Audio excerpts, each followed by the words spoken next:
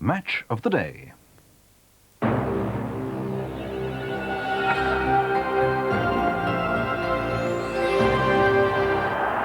the man who's really fighting for his cup medal. Could he score the winning goal now?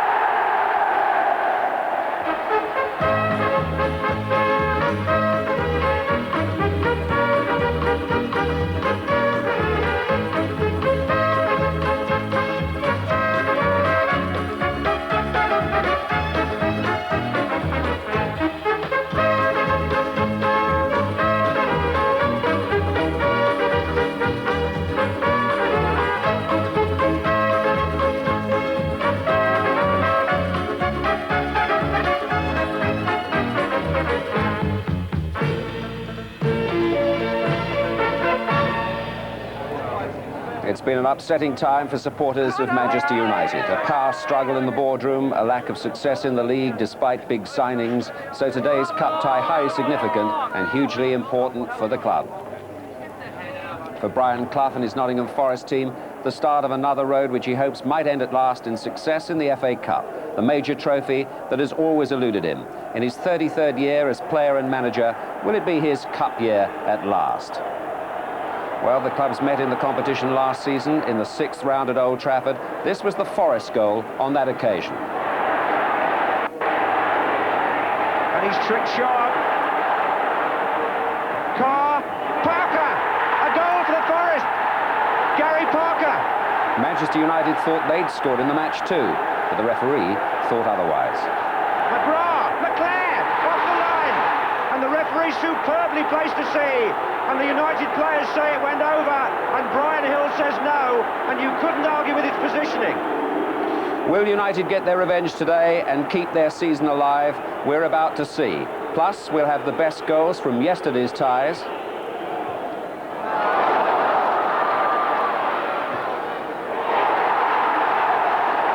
And at the end of today's match, the draw live for round 4. Good afternoon, welcome to the City Ground. Conditions perfect for what we hope will be an excellent cup tie this afternoon. The unhappy news for Manchester United is that England captain Brian Robson will not play in this match. He's here with the squad, but he'll take no part. He's still not fit. Now, Jimmy Hill, the words crucial and crisis are being used as far as this match is concerned for United and, of course, their manager, Alex Ferguson. What do you feel about that? Well, I don't think that's any help to the club whatsoever. I think that puts added pressure on them at the most difficult time with massive injuries and all their other problems. I think the very haste and the enthusiasm of their supporters cannot help the club at times. I think it's forced a succession of managers into spending money to try and bring them what they've been looking for so long, that success in the league and maybe in the cup. And it's that each manager has tried to fulfil those dreams of the supporters too quickly. It didn't work when Laurie McMenemy went to Sunderland. It hasn't really worked at the moment when Terry Venables went to Spurs. He made some hurried buys and now really is sort of thinking at leisure of how he's going to reshape what he's done. So it can be helpful. They're wonderful supporters, but it puts a pressure on which doesn't help. And I think it's no help today to that team to have those kind of sort of messages for the future. The manager's going to go. Right. It isn't going to help. But Forest favourites today? I think they are now that Brian Robson is not playing. I have a sneaking feeling that United would avoid defeat, but not without their skipper. And they, just the way they're kicking in, I don't know if it's my imagination, but they almost looked as if they lacked a sense of purpose in some way. They don't look like a side who's come here to do a job. OK, we're about to see what happens. Let's now join Trevor Brooking and Barry Davis. Well, let's first of all check on the two lineups. And Nottingham Forest, not surprisingly, stick with the side which came back from 2 down against Liverpool on New Year's Day. But their home form, to tell the truth, has been a little mixed. They've won 4, drawn 3 and lost 3 in the league. Nigel Jemson is going to be a player to watch, I'm sure. He still keeps out the club's top scorer, Lee Chapman. And really looking at the Manchester United lineup, really makes one note the names missing. Apart from Brian Robson, Paul Ince, Danny Wallace and, of course, Neil Webb. And if you work that out in financial terms, I suppose it's got to be something around £5 million worth of talent missing from Alex Ferguson's side. I'm sure that we're going to see Brian McClare, not in his usual role up front, but dropping back a little bit, which means that Mark Robins will play alongside Mark Hughes as a front two. Conditions very good. I walked on the pitch a few moments ago, and it's a great deal drier than it was for the match against Liverpool.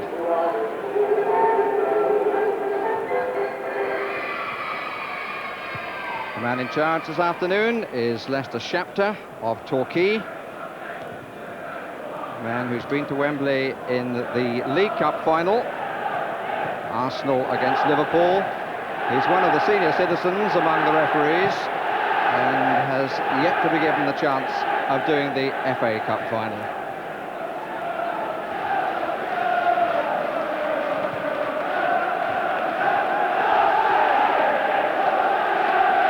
The man in the green sweater, although at the moment it's covered by a pretty healthy anorak. Man of 1,001 games, 1,001 delights, one might say, as the manager. Well, they may not have all been delightful, but at least all have had a story to tell.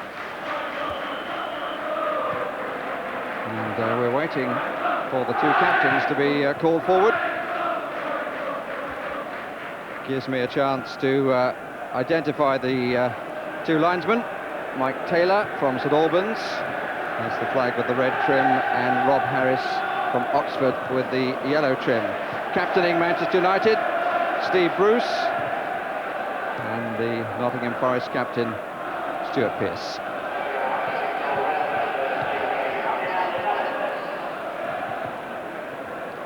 Well, with this man driving them, I'm sure that United will not lack determination in spite of the absence of Brian Robson. Stuart Pearce, I think Stuart only knows one way to play, and that's wholeheartedly. It sometimes gets him into trouble, but still I think holding off the challengers for his left-back spot in the international side. Well, the teams are going to change ends, so an opportunity for a few words from Trevor Brooking before the kick-off. Well, I suppose the main talking point has to be Brian Robson.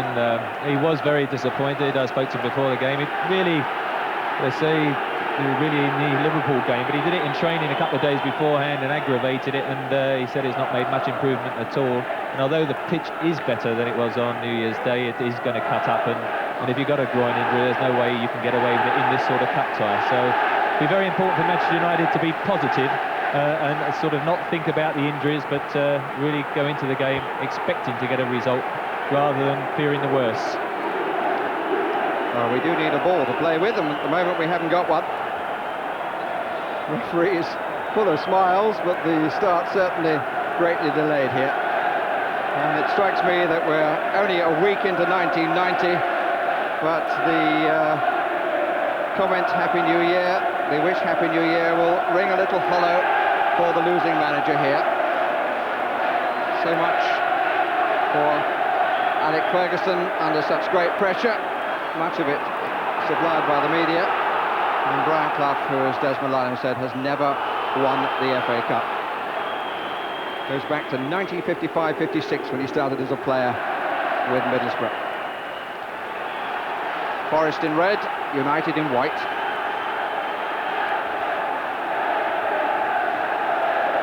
Here's McClare, starting off on the left side of midfield.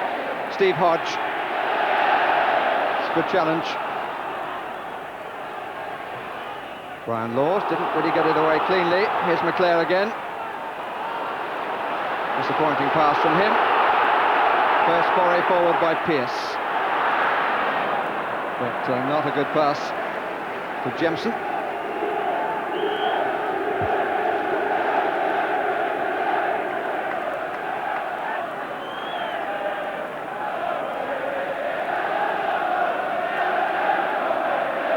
Hodge, Pearce.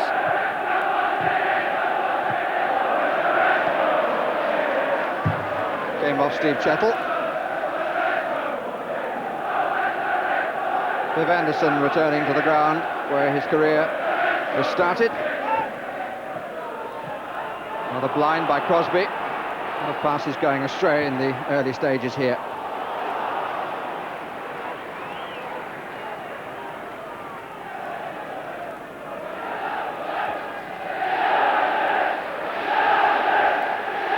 Jemson. It's taken him 21 months to come through since being bought from Preston. But he made his debut on Boxing Day and has made a very interesting start to his career in the first team with Forest. Steve Sutton. McClare's header. Robbins to chase. Walker the cover man. No problem.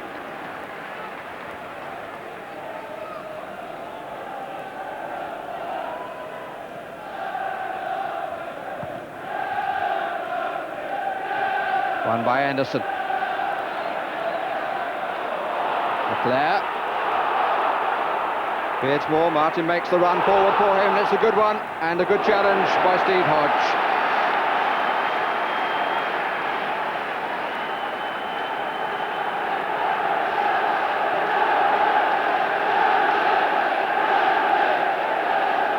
Robbins to take it.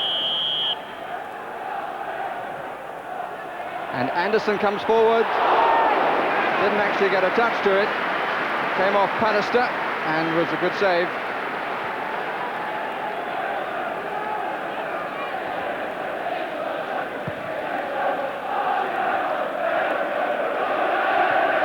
Pallister's header, Hodge, Clough, Parker, Jemson, no chance of doing anything with that.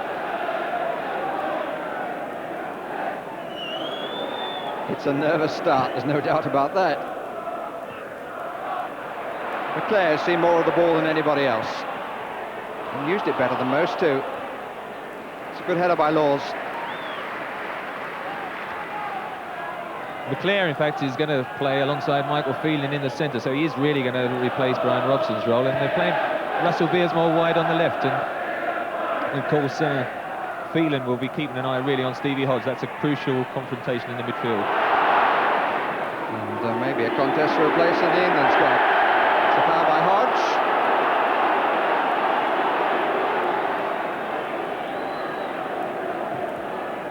Steve Anderson was a little bit sharp to claim the ball. Whether the whistle actually had gone before he handled it. Clough.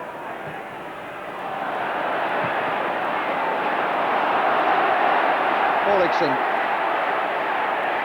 Iceland's Player of the Year last year. Oh, that was a pretty strong challenge by Beardsmore, and the referee has penalised him.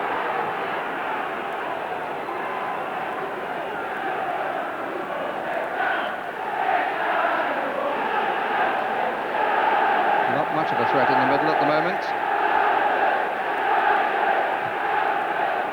Clough is well outnumbered. Hodge.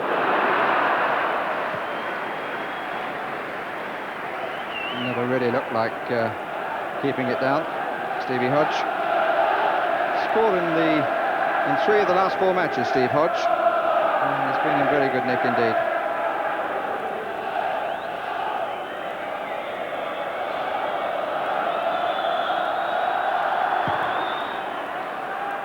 We've had the first 5 minutes. Really neither side has settled down in any way yet. Robbins, Hughes. Carried by Parker. Found some help from Anderson. This is Clayton Blackmore. Phelan and Walker. Good play by the more experienced of the 2 England men in contention then.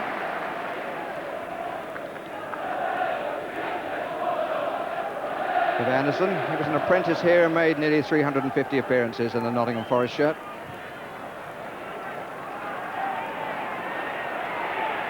Orlickson.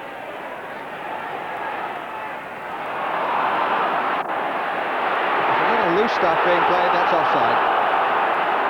Against Lee Martin. There's enough to get the crowd to their feet down that side though. Mark Hughes finding a different partner, and it's been one of the problems that he and McClare haven't really hit it off up front together. You've got to go back to the first match of the season to find a match in which both Hughes and McClare scored for United. Parker trying to get Hodge away. Pallister across.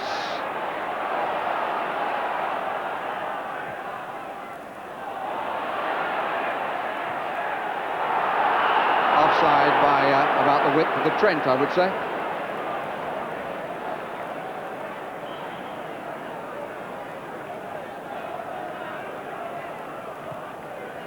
And offside at the other end too against Hughes.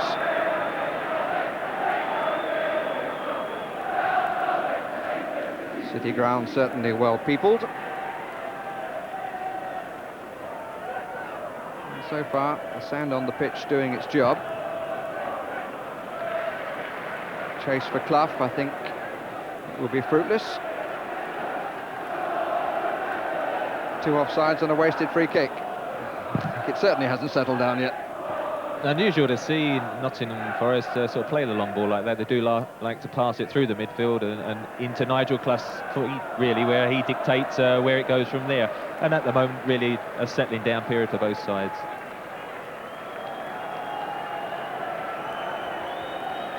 Jim Leighton, the goalkeeper, like Alec Ferguson, really trying to re-establish his reputation.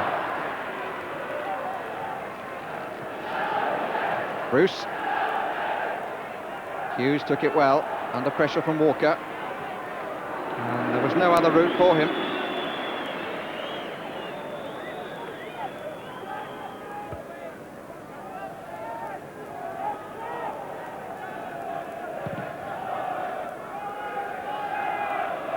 Easy for Walker. Jemson. A little bit slow.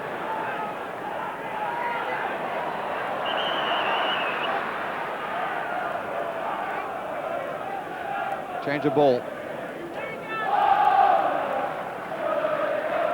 Position of the throw, incidentally, being dictated by the referee between the two 18-yard lines and by the linesman between the 18-yard lines and the goal line. Challenge was a little late, and the free kick is given against Hughes.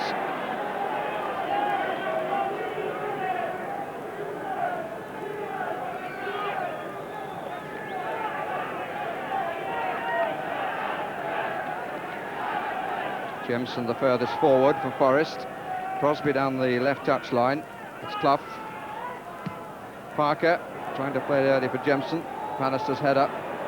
Bruce. Martin certainly took his eye off it for a moment. Phelan needs support left side. Good chase. It never looked likely to be successful. Russell Beardsmore.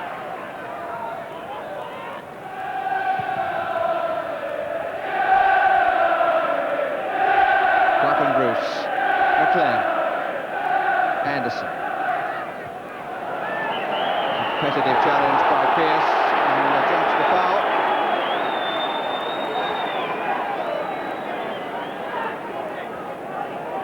Did rather launch himself like some guided missile intent on puncturing the ball.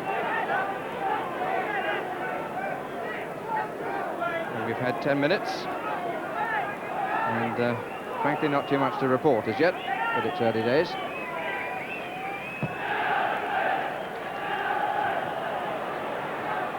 Free kick way short from Blackmore. Here's Parker. Forest throw.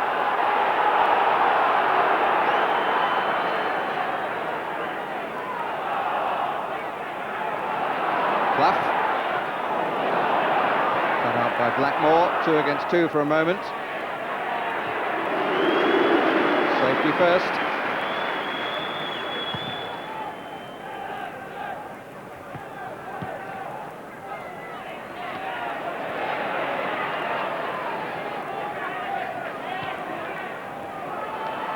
United arrived at the City Ground on a run of 8 matches since their last win.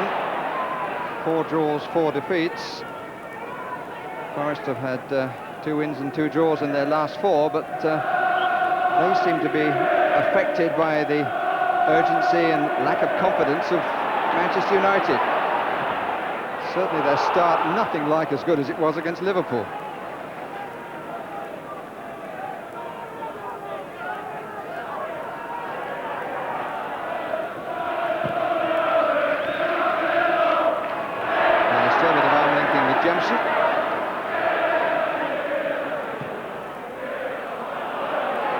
Should be no way. He really hit it cleanly, Pearce.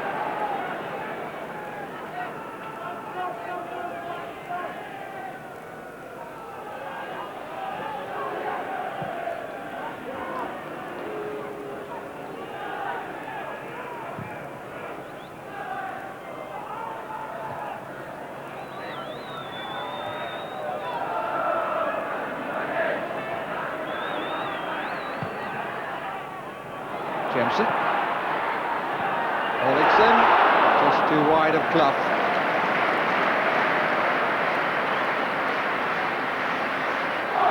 There was a semblance of a threat there.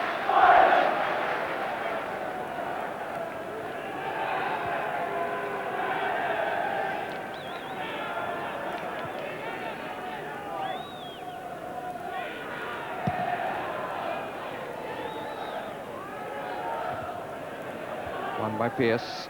Pallister. Hughes, nice knee trap again, or thigh trap.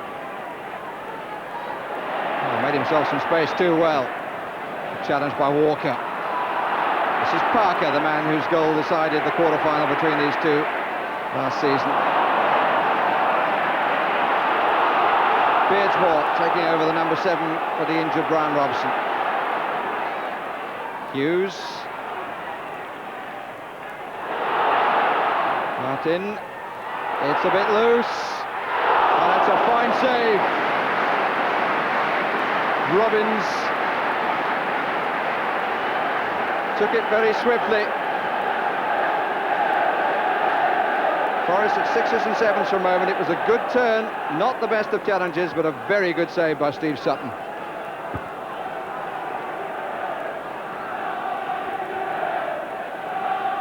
Anderson's come forward to the 6-yard area. That's Pallister, and that's easy. Well, the best opening so far, and probably Brian McClare running in, facing the goal, might have wanted the shot himself, but it was a good turn in a tight situation. And the first time, really, either side's managed to get the ball out wide, and I think you've got to do that with conditions as they are. Is Oligson wide for Forrest. Jemson. Pallister's clearance, which Laws makes rather better than it was. Jemson shooted that superbly from Phelan. This is Parker. Crosby waiting on the left side, well left by Clough. Things are looking up. Crosby needs help. Pearce behind him. Early in, looking for the return from Clough, which he didn't get. Good cover by Parker.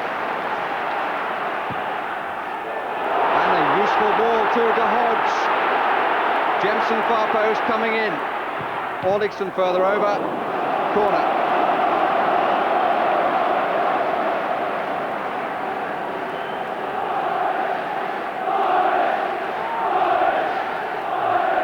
We reached the 15th minute of the match, which has now come to life, it would seem. This is Crosby. Nice dummy. Blackmore who cleared. Hasn't seen much of the ball yet, Crosby, but it's to the benefit of Forrest if he does.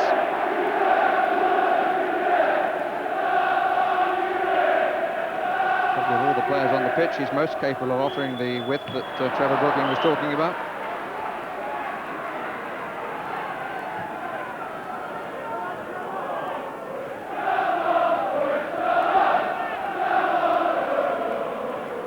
Clough. Wrestled out of it by Bruce, and unfairly caught him on the back of the ankle slightly, according to the referee. This is Brian Laws. Parker. Laws again. It's a corner.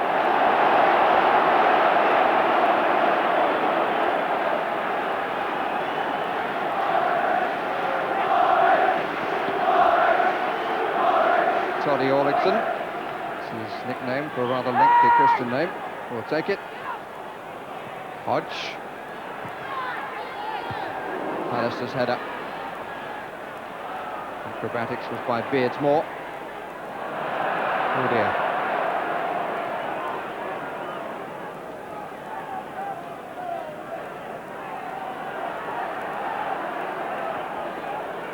The recipient of the words is the referee.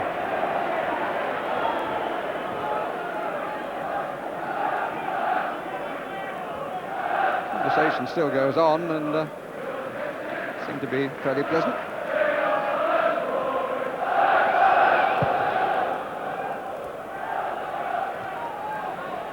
Good contest between Hodge and Phelan.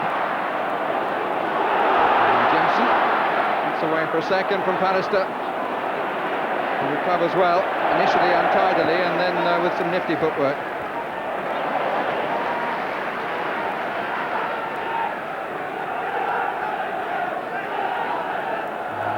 Too happy with the support around him, if one judges that expression and comment correctly.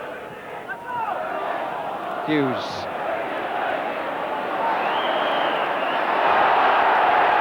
Goal kick against Hughes. And the referee, I think, will have a quick word. Oh dear, that wasn't the best of challenges. The referee wants to talk to Hughes, who lives up to his nickname of Sparky.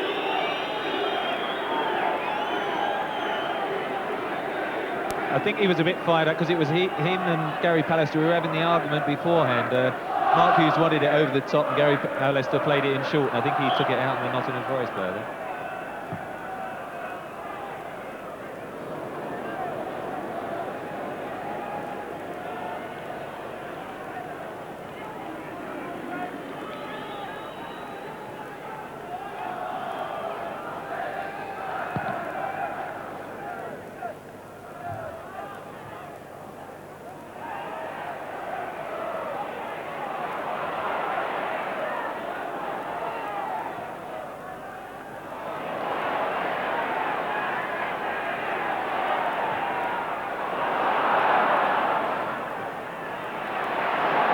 Stays in,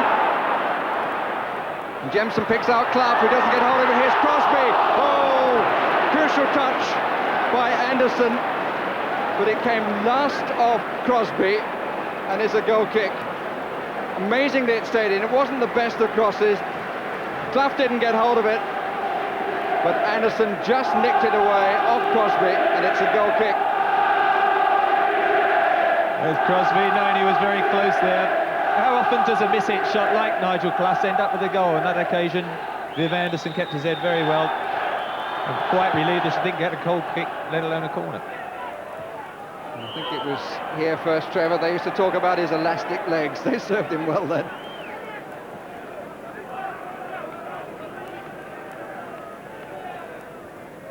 Paul certainly had a charmed life down the right touchline. Pallister with the free kick. Hughes and Pearce. Hughes got wrong side for a moment. Pearce got wrong side, I mean, for a moment. Walker. Crosby and Phelan.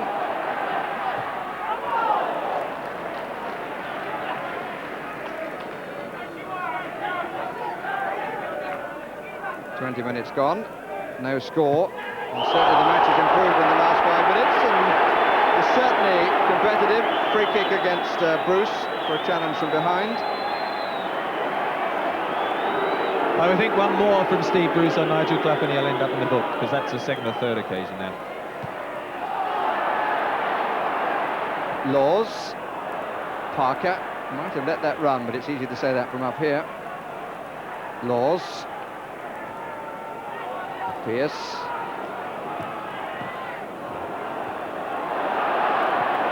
Crosby.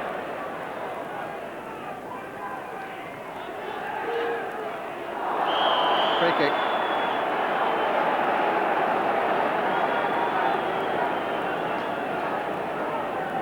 Forrest have pushed Chettle forward alongside Clough and Jemson and Hodge and Orlickson. Those are the Forest players in the 18-yard area. Pearce will take it. I don't think anybody had any doubt about that. It's curling. It needed a good save. It was much, much closer to Leighton than he surely would have anticipated. But he was equal to it. Phelan.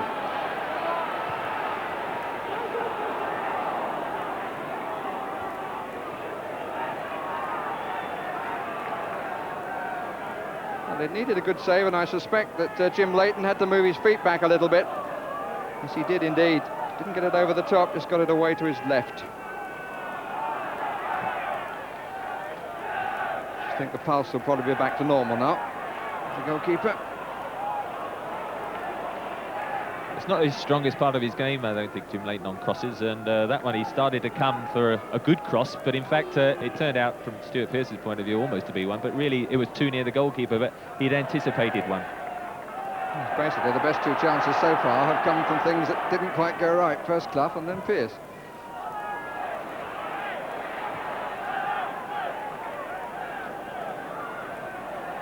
Hodge.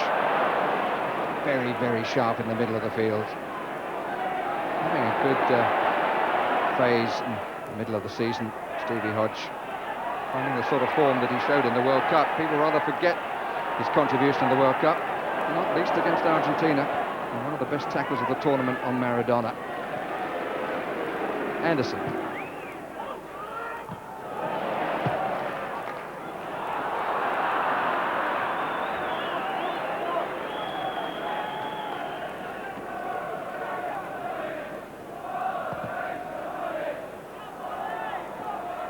Paddister and Jemson. Jemson hasn't seen too much of it yet. But then he didn't in the first half against Liverpool. Did very much in the second.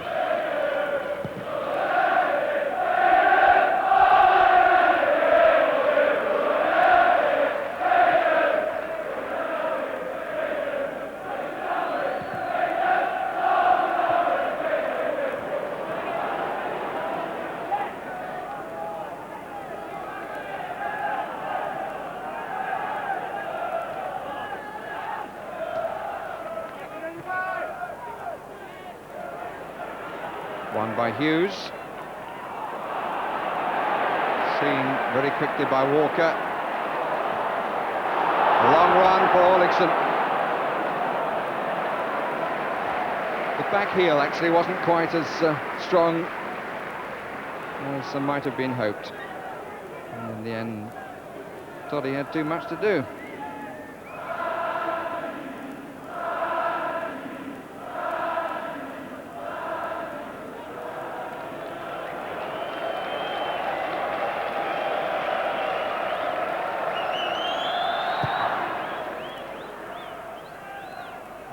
By Chettle.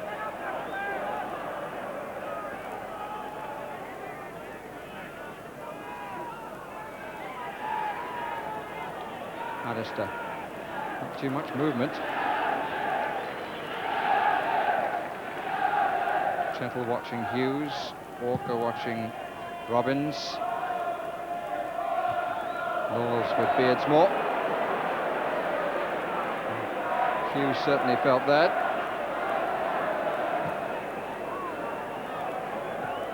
Jemson, the long legs of Paddister. When Jemson shields the ball, Paddister's managing to get round and get hold of the ball. Well, one by Parker. This is Laws, Orlickson to his right, everybody else left.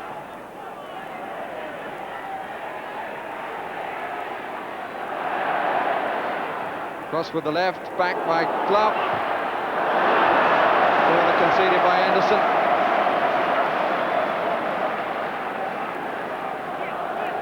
Hughes, meantime, has recovered quickly.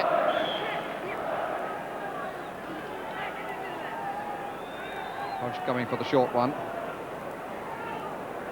Quite a queue on the 6-yard line. Parker! Well, he hit it hard enough, but he hit it wide. 3 players on the 6-yard line there. When it came out, urgently forward, but rocketing it wide. Defenders move out. Whoops. We'll tell you how the cameraman feels in a minute.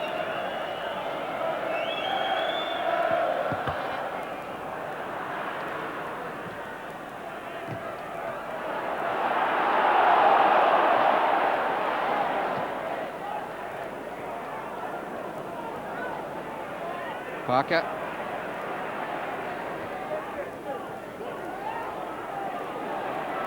Crosby. Hodge is offside. Determined challenge by Paddister.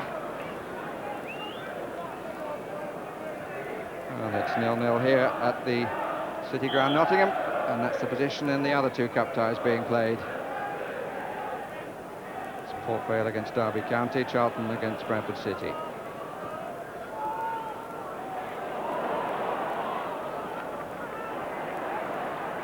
Forest just beginning last 10 minutes to get more on top. Manchester United finding it difficult to get forward as an attacking force, and once you allow Nottingham Forest to start to dominate, really Hodgson in the midfield along with Parker, the two that are starting to feed their forwards. This is Hughes, they've got a man over, Clayton Blackmore, number 8, 4 running left. And Chettle would be very happy that that curled away. He just flashed a left foot at it. Could have gone anywhere. Blackmore suddenly finding a bit of space with 4 colleagues running to his left. Anderson up again on the 6-yard line, around the near post. Bruce gets up as well. And Jimson suddenly had far more time than he should have had. Chance of a break here if it's played early. And if it had been played well. Both Aldrichson and Crosby might have been clear. Instead, Martin turns it to his advantage.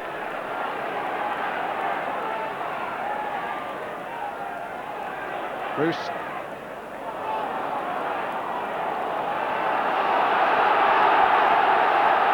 The United supporters in that area of the ground. Another corner.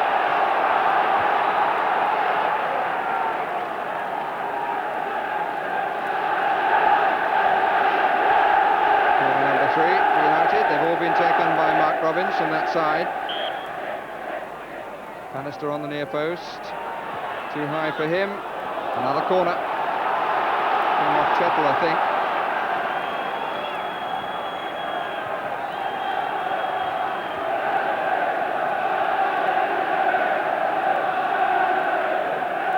Anderson's pulled further back this time. In he comes now with Bruce, who is behind the goalkeeper. He wasn't challenged.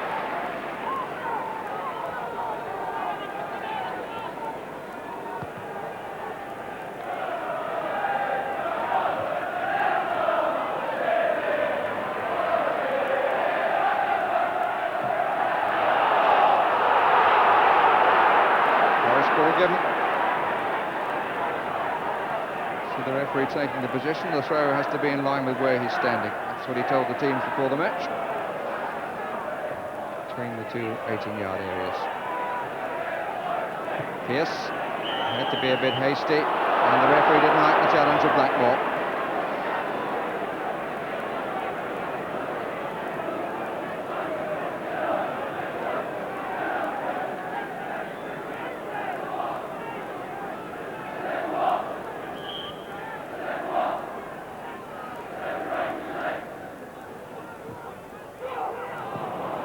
Blackmore ends it all. And we've had the first half an hour of this contest. And that's the position of Port Vale. Trevor Hibbert has given Derby County the lead.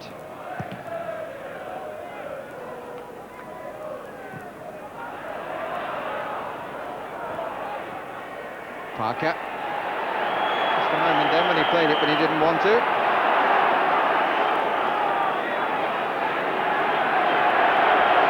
Philosophical about the challenge from Hughes. He's just letting him know that he's supposed to be going for the ball, eh?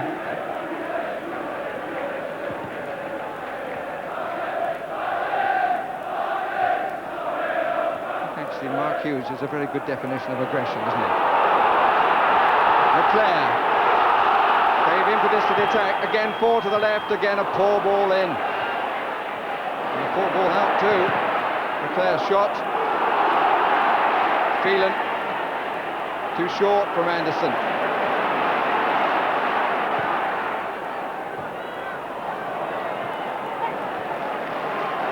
Anderson furious, really, at the lack of quality all round then.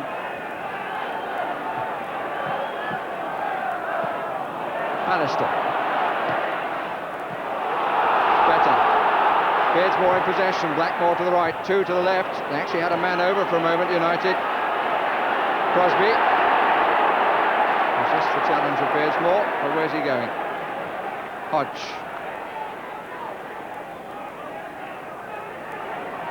The boss's son. Laws. Orlickson on the touchline. 7 involved in this attack. This is Parker. Trying to find a goalkeeper off his line as the United defence backed away from him. The final ball has been pretty poor with both sides, particularly the last 5 minutes. Manchester United, 2 or 3 good crossing opportunities, although to be fair to Clayton Blackmore, wide on the right, it's not his favourite position, and at the moment he's being asked to play out there. Here comes Pearce. That's what you call a strong header.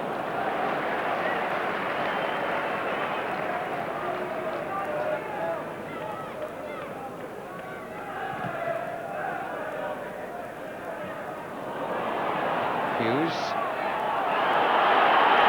Free kick. This time is in Hughes' favour. Inevitably, with the team struggling, goal scoring has been a problem for United. Failed to score in 12 of the season's 24 matches, and that includes 4 of the last 5. Anderson is forward, so was Bruce. That was McClare. Oh, might have been again if Bruce hadn't got in his way. Hughes trying to bore his way through and having a passing word with the linesman.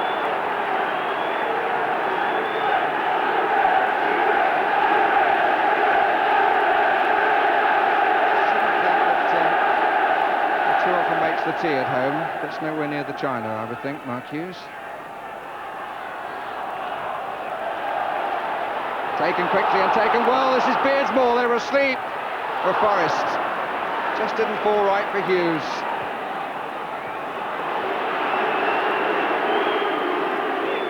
Anderson.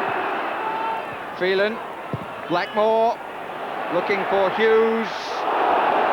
And Sutton deciding to fingertip it away for the corner.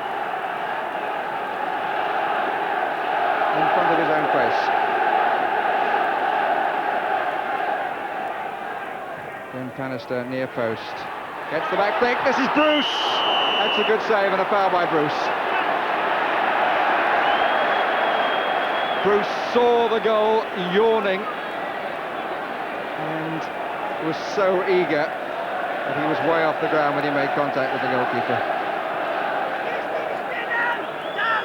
It's the first time, I think, that they've got a knock-on for the player coming up. Up comes Bruce, number 4, and the arms were up. Certainly a foul, and look at the excellent positioning of the referee. Yeah, it was a foul. Gary Pallister is the one who flicks it on. He just gets probably a bit too much height, so you've got to wait for it to come down, and there, the hand up first. Definitely a free kick, but Forest must be very conscious not to give too many corner kicks and free kicks away, because there's no doubt with Pallister, Anderson and Bruce, they have got an aerial advantage, United, and certainly the last few minutes they've crept back into the game, and still both sides waiting for the breakthrough. We've had 5 corners from that side, United. It's probably the best one yet.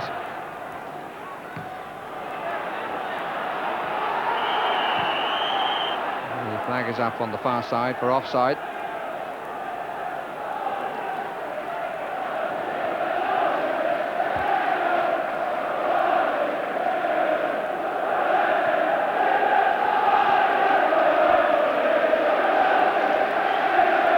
Of enthusiasm from United supporters who've had to put up with a lot this season, and by no means all of it from their team, who've also had to live with the problems in the boardroom over which they have absolutely no control or say. Especially tough for the manager, Alec Ferguson.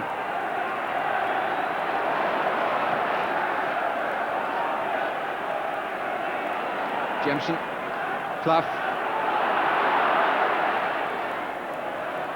Laws,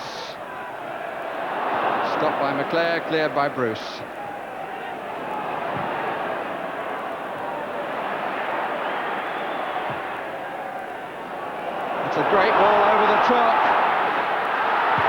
Jensen is never looked like getting ahead of his marker, but what an excellent pass by Des Walker.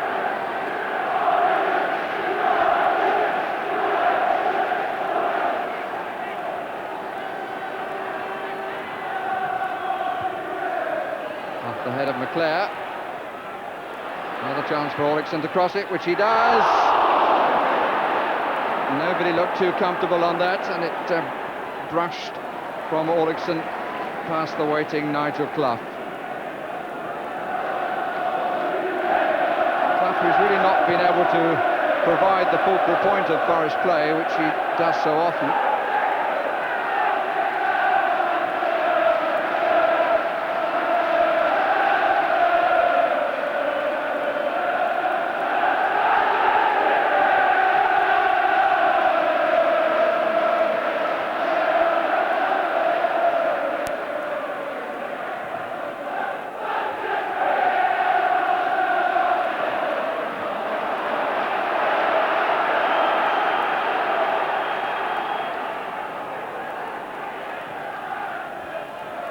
Well taken by Hughes.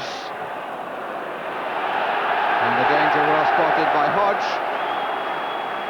But another corner for Robbins to drop in on the near post, the right one as we look from the camera behind the goal, for a flick on which will, if best, be rather flatter for the oncoming player.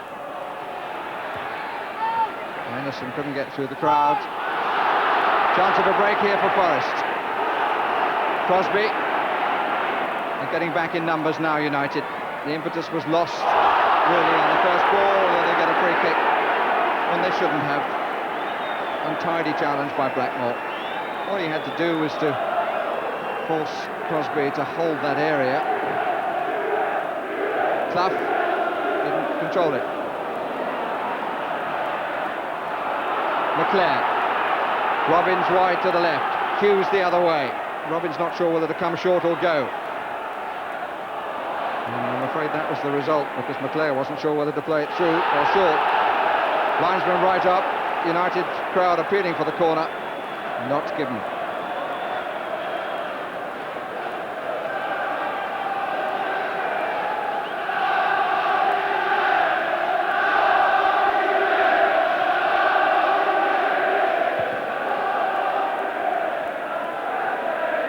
The score from Selhurst Park. Brian Timian has scored from the penalty spot to give Bradford City the lead over Charlton Athletic.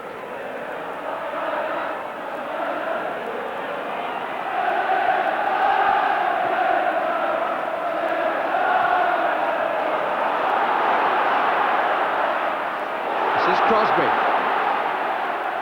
That's nice. This is Jensen. Well claimed. And Blackmore well placed.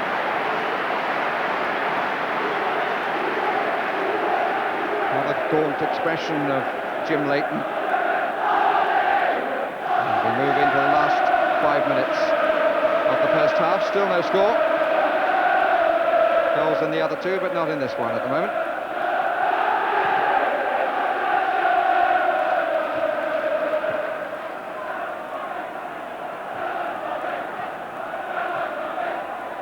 Misplaced by Phelan.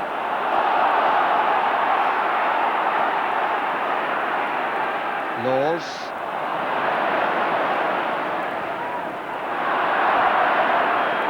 Well, we've got 3 or 4 minutes of the first half to go. That really little move there just about sums up, I suppose, the quality of the football in the first half. It's not been very good. It's both sides a little bit tense. The final ball being given away. The crossing has been very poor, and it's meant that both goalkeepers have been quite comfortable throughout the first half.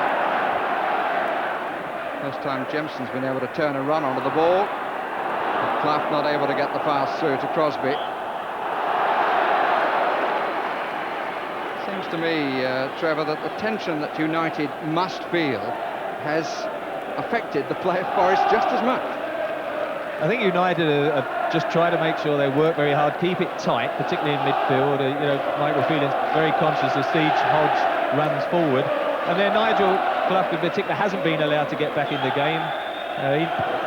And of course, Pallister and Bruce keeping things very tight, but they've never got men forward, United, and so it's been a stifling game with few chances either end.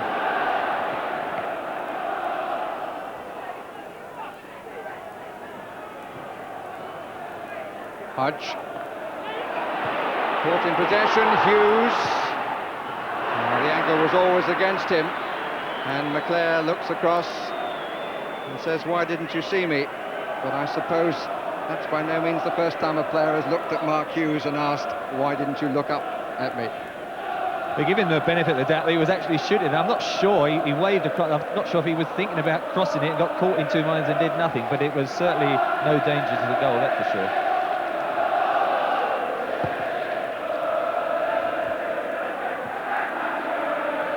Robbins.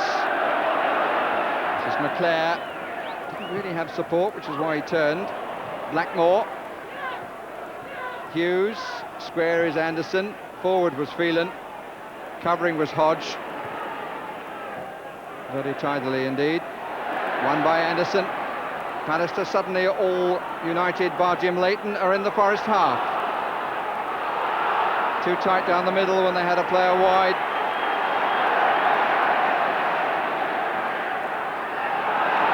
Clough taking it away from the pudding of the middle. Good pace here from Laws. Aldickson to the right. Jemson down the middle. Mind to be made up. Free waiting. This is Aldickson. Did he hold it in? Yes, according to the referee. No, he didn't. The linesman says corner, and I must say, I think the linesman was right.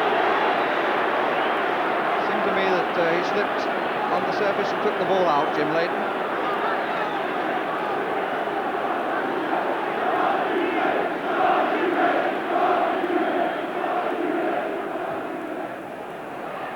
Didn't reach Clough because Bruce was there.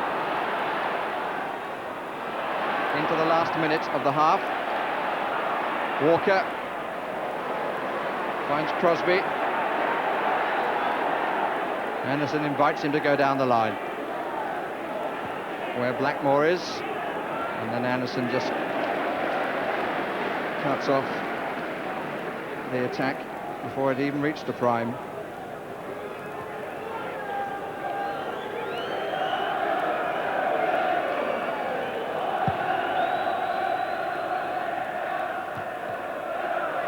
Pearce.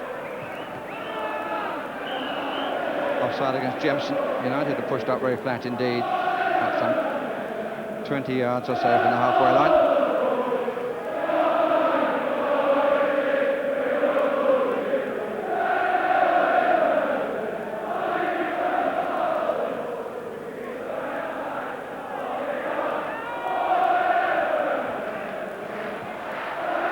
Just a question now what Mr. Shapper is allowing for the odd stoppage. Coming to the end of a half in which neither side really has done itself justice. More understandable for United perhaps than for the home team, Forest.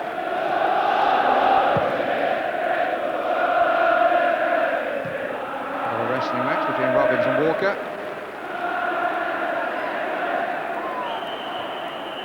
Free kick against Hodge. Probably the last chance of the half for someone to do something productive.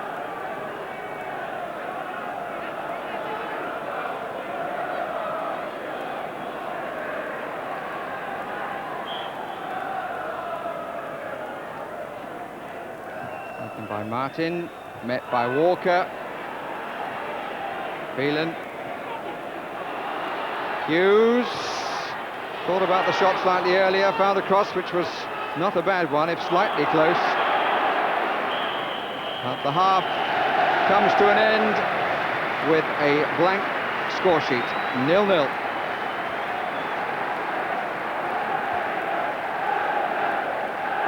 Well, it's pretty unclear which of these two teams will be going into the live draw for the fourth round later, Jim. I suppose honours even in that first half. Yeah, strangely, United, I said to start with, came out with a little bit of fear, I thought, made no sense of purpose, but Forest also were a little unsure of themselves, so it's two teams trying to find their feet, and the first one to do it is going to be in the draw at the end of the programme. Right, we'll have some more thoughts on that first half in a moment or two, but of course there were some great cup ties yesterday, outstanding goals, some good goalkeeping and upsets. Let's have a look back at some of those moments now. There were a lot of mud-stained goalkeepers around the country yesterday. Aston Villa's Nigel Spink was one who contributed to the high proportion of either-ors in today's draw for the fourth round. Villa were away to Blackburn Rovers. They're the team in blue and white, and Spink made a vigorous contribution to a tie full of incident and excitement. Bailey. Oh, he skipped past Sully.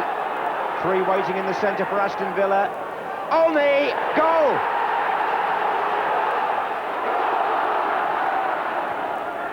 And Spink, oh! A goal! But what's the referee given? Spink dropped it, Sellers collided with him, and a free kick was given. Stapleton, goal!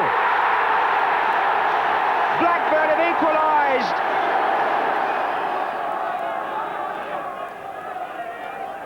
Nielsen, oh, and in Norman Royd! Off the post and in, and the big lad's got it. Reed.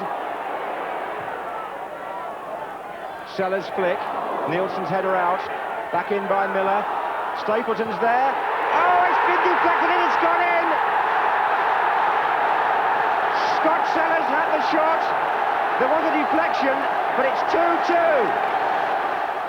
In nearly 12 years with Stoke City, Peter Fox has won many games for them. He was doing well again yesterday against Arsenal, until this. Quinn finally breaks the deadlock.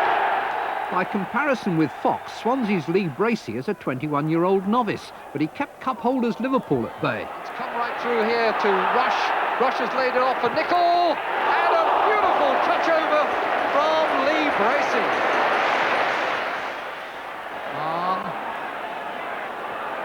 And McMahon had kept running and could make it.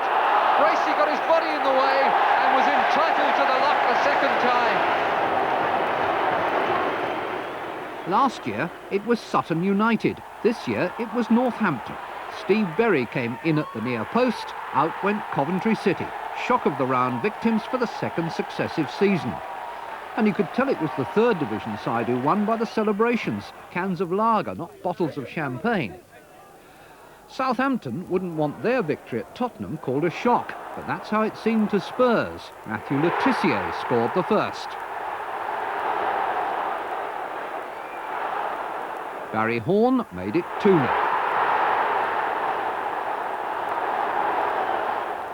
David Howell's reply for Tottenham was the most spectacular goal of the game.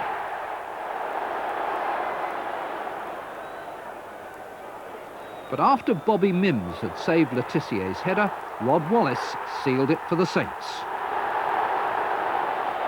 West Bromwich Albion beat Wimbledon by pace, according to the losers' manager Bobby Gould. Don Goodman's pace for the first. Gary Robson with a typical family flourish at the finish. The second goal came from Kevin Bartlett's pace and another positive shot. Out go the cup winners of 2 seasons ago. Brighton had gone 4 games without a goal until Luton arrived, managerless and seemingly low in morale. From 2-1 down, they just crumbled. Robert Codner made it 3-1. Alan Kirbishley's second of the season completed a happy afternoon for Brighton. Luton may feel it can't get worse. They'll find out next Saturday. They're at Anfield. Not the best of weeks for Lou Macari either. The FA are going to investigate allegations of betting on his former club Swindon. His present team, West Ham, went out to Torquay United. Substitute Paul Hiron scored with virtually his first kick. The smile that lit up Dave Smith's face at the end suggested that 5th from bottom of the 4th division wasn't such a burden after all. Lyndon Jones had a funny old day for Reading against Sunderland. It wasn't amusing when his slip let in Gordon Armstrong to score, and the game not a minute old.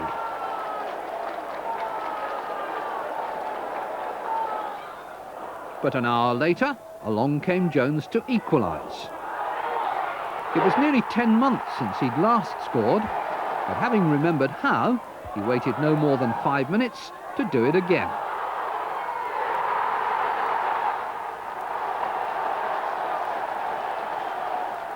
The Watford fans were growing impatient with not much more than a quarter of an hour left and their tie with Wigan goalless. Glenn Roeder set a captain's example to remedy that. Then Glyn Hodges scored less than 2 minutes later. No celebrations on the pier last night. Give a club a Mickey Mouse name and nothing surer than they'll sprout nose and ears to justify it. But Rochdale turned the joke back on Whitley Bay's Bobby Graham.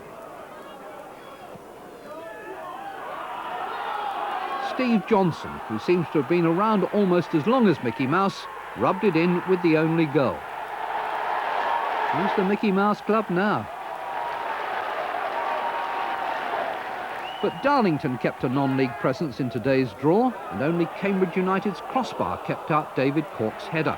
They'll replay in the North East on Tuesday. The Football League's leading goal scorer is Darren Rowbottom of Exeter City. He was under scrutiny against First Division Norwich City. Neville. Rowbottom got away from his man well, and again Gunn has to make another save. Rowbottom manages to turn. Butterworth finds Neville, who also has space to turn. Rowbottom! Oh, what a goal! Unbelievable!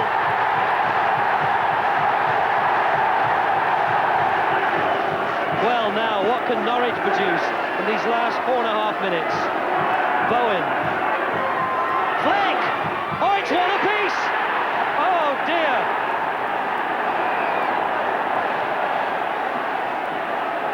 Miller looks in dismay, and what a disappointment that is for the home team. 1-1 at the end meant that the Exeter fans, who were all dressed up, still had somewhere to go, to Carrow Road on Wednesday for the replay. Jerry Sinstadt with yesterday's roundup. Just to confirm the other half-time scores today and the two other ties being played today: Port Vale 0, Derby 1, Trevor Hebbard in 34 minutes, and Charlton 0, Bradford 1, Brian Tinian a penalty in 44 minutes. No goals here, of course, between Forest and Manchester United. Brian Robson not playing for United today. He's talking now with Tony Gubber. Brian, it's not hard to detect the nerves out there today. It's an important game for both teams, but particularly United. Well, I think it's like you say, it's an important game for both teams. But it's a typical game between two big clubs, you know, there's not much given away, you know, and it's a tough game. Of the chances there's been, perhaps United might feel they've had the better to score? Yeah, I think we've been a bit unfortunate on a few of our set plays. The ball just hasn't bounced kindly for us. Otherwise, we could maybe have scored one. We've seen this match build up as the beginning, the end of Manchester United's season if they don't get through. Is that the way the players see it? Yeah, well, I think it's a big game for us, just that we're towards the bottom of the league. And so when you're looking at a realistic chance of the championship, you know, realistically, we're a bit out of that race at the moment. So the FA Cup is the big one that we've got to aim for. Yeah. How conscious are the players of that sort of pressure that's been around this game today, and perhaps on the manager? Yeah, the lads are, but I mean, the manager's been great this week. He's kept as much pressure off the lads as he possibly could. And the lads went out into the game fairly relaxed, you know, and they were looking forward to it. Do you see United getting through? I certainly hope so. I think the fans that have turned down here today have supported us great, and we deserve to give them something. Thanks so much, Brian. Thanks very much. Well, Port Vale have just got something. They've got a goal. It's 1-1 against Derby now. Darren Beckford has got the equaliser just after the kick-off of the second half. It's Port Vale 1, Derby 1, the latest score. Let's go straight now here to the second half. It's all yours, Barry. Lester Shapter making his way out to the middle to continue the proceedings.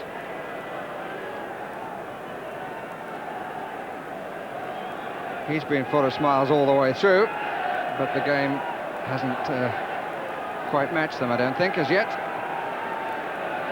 Alan Ball was talking yesterday about first half teams feel each other out. I think that in this case both teams have been trying to find themselves.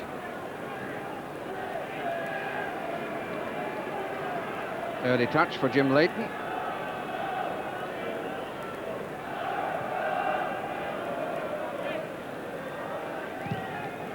Very deliberate clearance. No free kick given. Taken by Hughes, and here's a chance for Robbins. He delayed when he surely should have not have done so. And an opportunity goes away. Hughes needed to be in two places then, both carrying the ball and there for the shooting chance, though in my opinion he was a little bit lucky to get away with being allowed to go on with the ball in the first place. Pallister, slight change.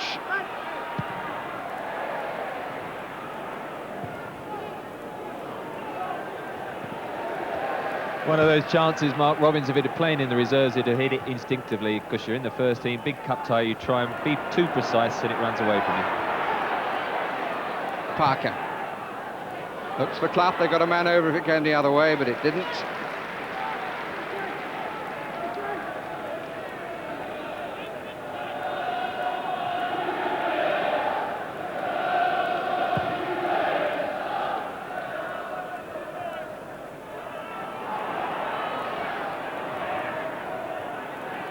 Walker.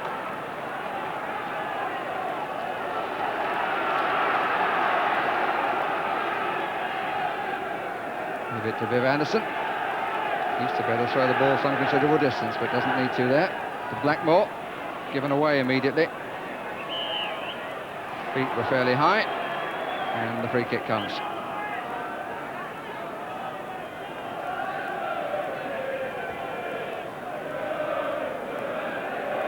Pearce.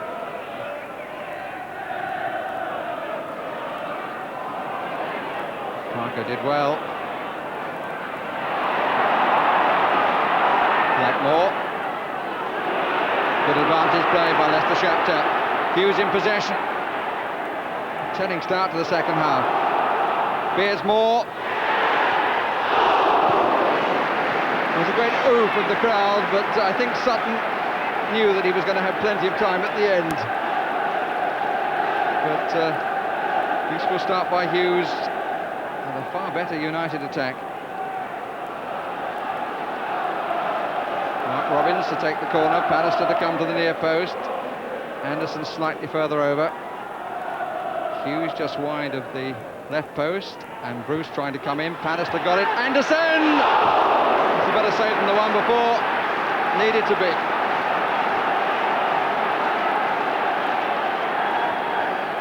Move that much more around the box. Good header by Anderson, but well tipped over. Pallister in the usual position. Anderson trying to find a gap. In comes Bruce. It's a good header out. And the free kick against Bruce. Positive start, though, by Manchester United this second half. A good first header by Pallister, and Viv Anderson, just with his back to the goal, couldn't really get the power. But, you know, they've come out, pushed Nottingham Forest back, and a good start for them. Free kick given against Bruce. Slightly awkward challenge by Clough. He came off rather the worse, except for the award of the free kick.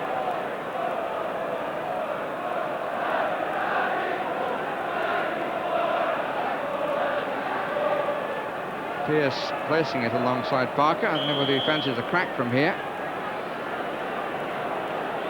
Attack held up just on the 18-yard line. Clough in the inside left position. Here comes Pearce. Off Pallister. Anderson leapt well. And the free kick is to United. Challenged by Pearce. Inquires about the health of Anderson, having inflicted the wound. Always good tactics once you've clattered somebody, just to make sure they're all right. It hasn't lingered too long, considering Viv Anderson hasn't stirred much since being collided. But again, both sides must get it out wide, because the pitch, although it's played very well as compared with New Year's Day, it is sort of getting a bit cloggy there in the middle, and they've got to play out wide. Particularly in Nottingham Forest, you see on that middle centre, what happens, even though it's a little bit dryish, it bobbles, and so you've got to get it in the wide positions where the grass is, and let people like Gary Crosby run at defenders. Get Gary Parker there as the man to switch it and give them the opportunity to cause those problems. And firework going off in the background. But we're still waiting for real fireworks in the contests. Anderson clearly still feeling the knock.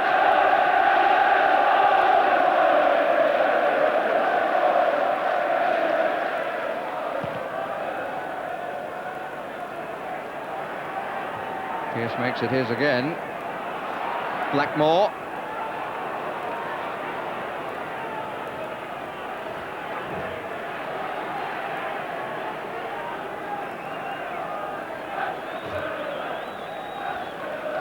Alec Ferguson now down on the bench on the left side. Celebrated his 48th birthday last week. I suspect in the last 7 weeks, while United have struggled to find a victory, he's aged a bit more than that. Offside against Jemson.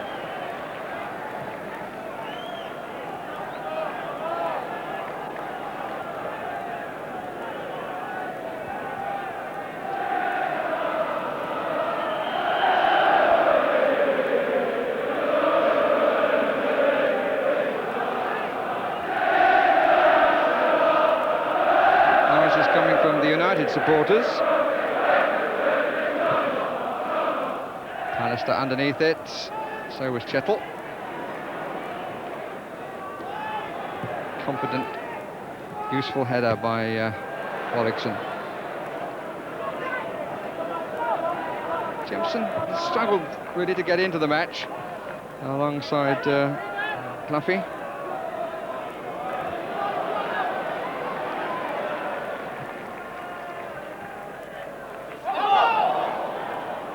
They all appeal for it, of course. Clearly a Forest ball. Clough. Inside Bruce for a moment. And Jemson didn't look. Hodge had already made the run, and the ball went from whence Hodge had come.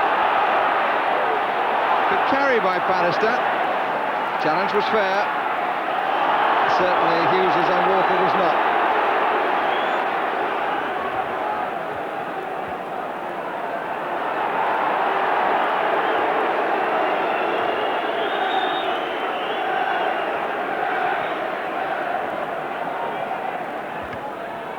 Parker. Wasted free kick, the ball initially given to a man who had 2 players of the opposition close to him. Oh, yeah, it's a terrible pass by Hughes. Parker, Clough, this is a chance. It's running a bit away. Just ran too much away from him. He couldn't get up there quickly enough. And the angle in the end was cut down. Hughes' mistake started it. That's a goal kick.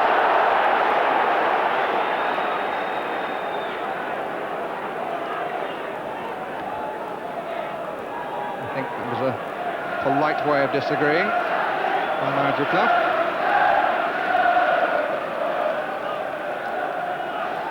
Up down the City ground from behind Jim Leighton's goal.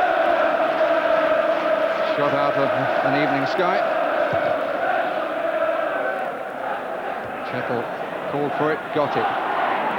Osman nearly did too. Blackmore, Anderson goes forward. Not for long. Pearce.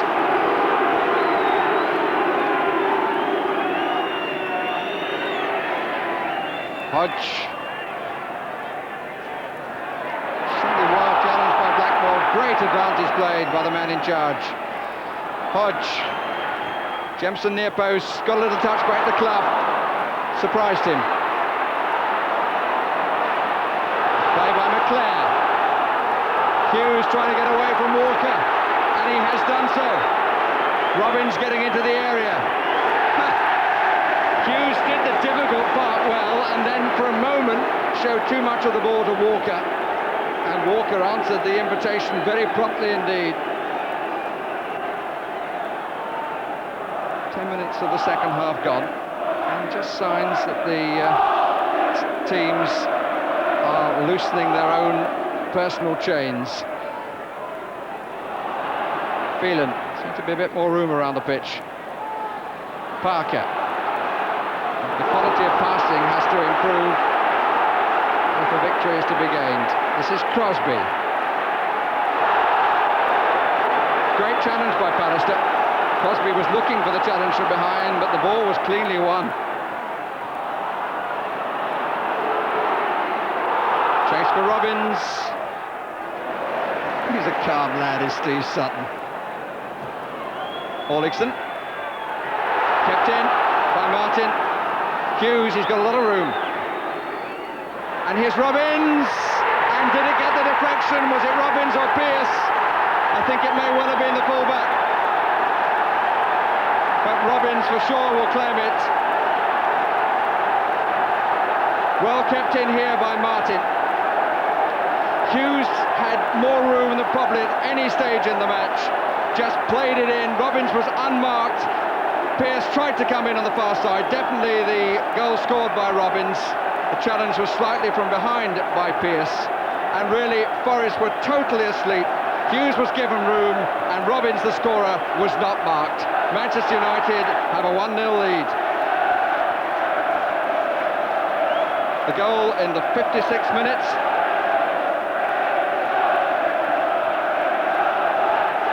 And young Mark Robbins, who made his debut in the third round of the FA Cup last season in the 0-0 draw against Queen's Park Rangers, opens the scoring here.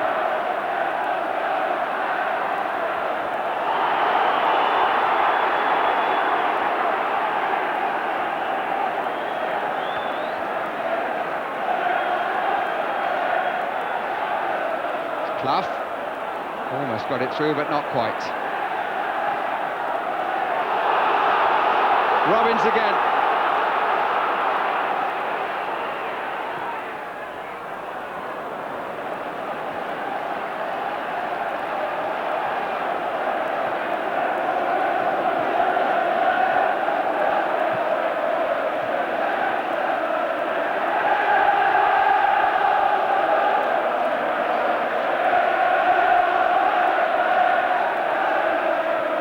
Never in 33 years for Brian Clough, and he must be thinking, oh no, not again.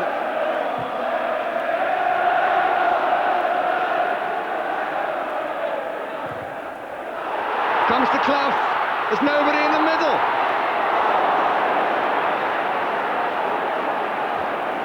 Well, it was a half attempt at committing suicide, but no one was there to put the dagger in. A substitution going to be made by Nottingham Forest. And they're going to pull off Brian Laws, judging by that number.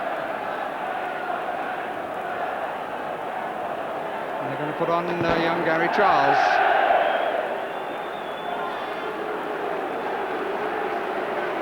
That's a defender for a defender. Here comes Brian Laws, replaced by a 19-year-old lad from London. Yet to have a handful of appearances, couple of substitute appearances this season. Here's a third.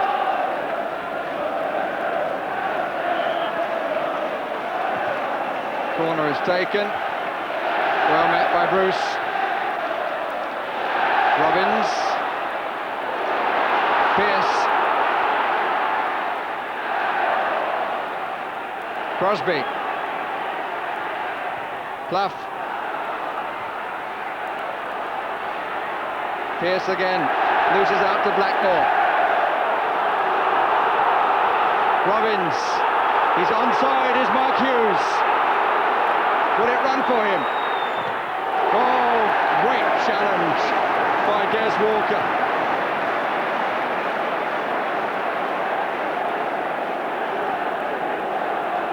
Had to make about 15 yards then, Des Walker, in an angled run.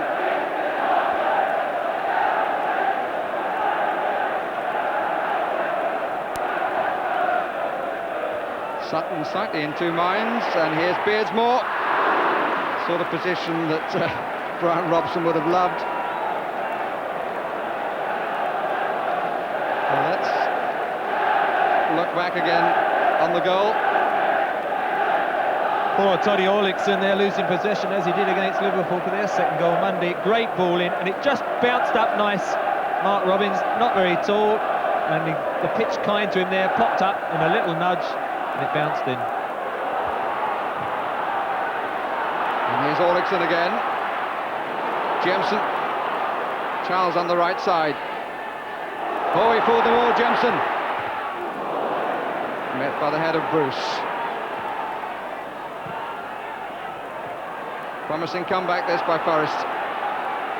Parker, Clough, Pearce, Clough, finds the wide man, Crosby. Came off Pallister. And I think that's the first time in the match that Nigel Clough has managed to make two passes precisely where he wanted them and found the wide man, Gary Crosby. He's never had the time or the space to control the Forest attack, but he did then.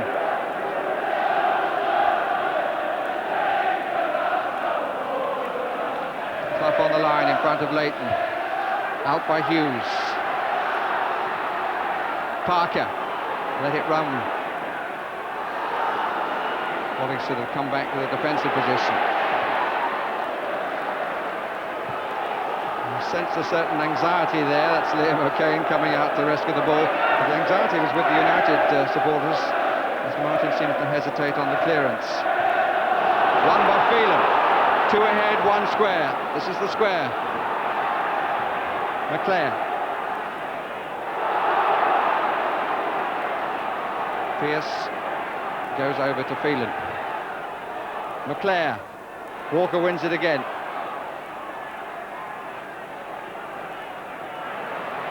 Crosby. Comes back to Phelan. Shettle. Parker. Charles. Looks to have a bit more pace than Brian Laws. And of course, offers a fresh and youthful pair of legs.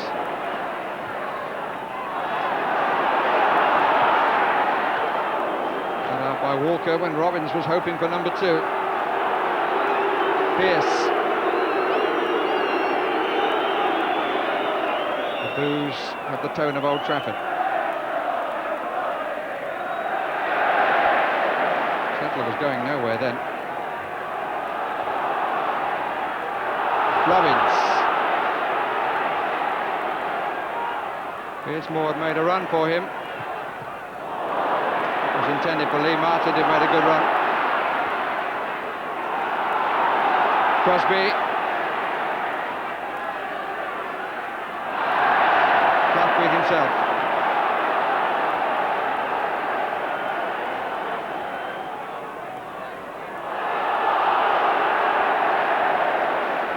United's free kick.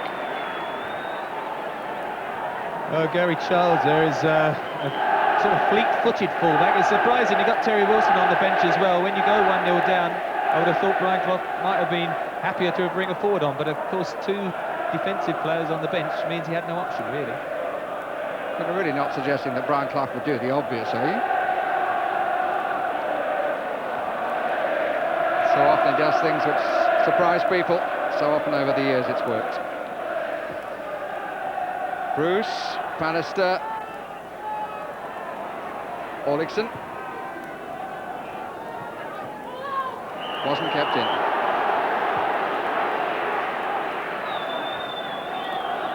There's Jemson, who had a very good second half against Liverpool, still unable to get in the game. And Orlickson down the right, the young Icelandic lad, has found it very difficult in the atmosphere to really settle down and play.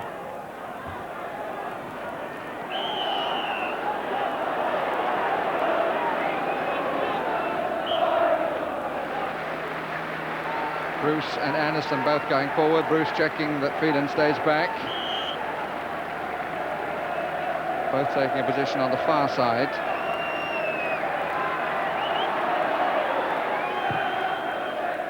Anderson.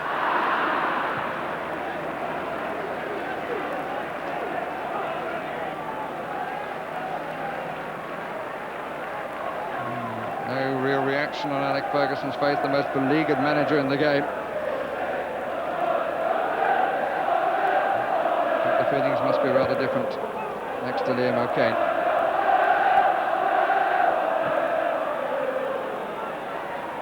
Minutes of the second half gone, 25 minutes left. Nottingham Forest 0, Manchester United 1. Scorer, Mark Robbins. Second goal of the season, incidentally. Ooh, that stayed a bit.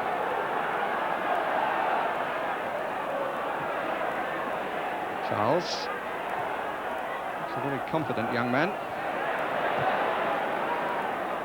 Chettle didn't really make it. Chettle has stayed down as the other number 5 Phelan sets up the United attack. Early cross covered by Walker. Had another fine game for Forest. Is that really emphasised?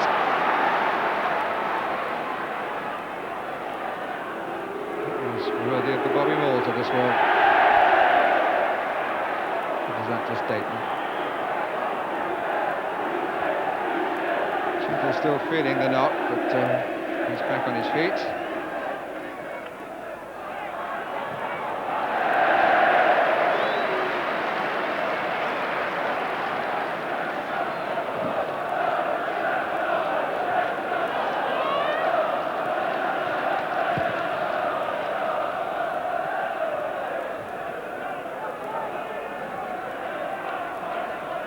Alistair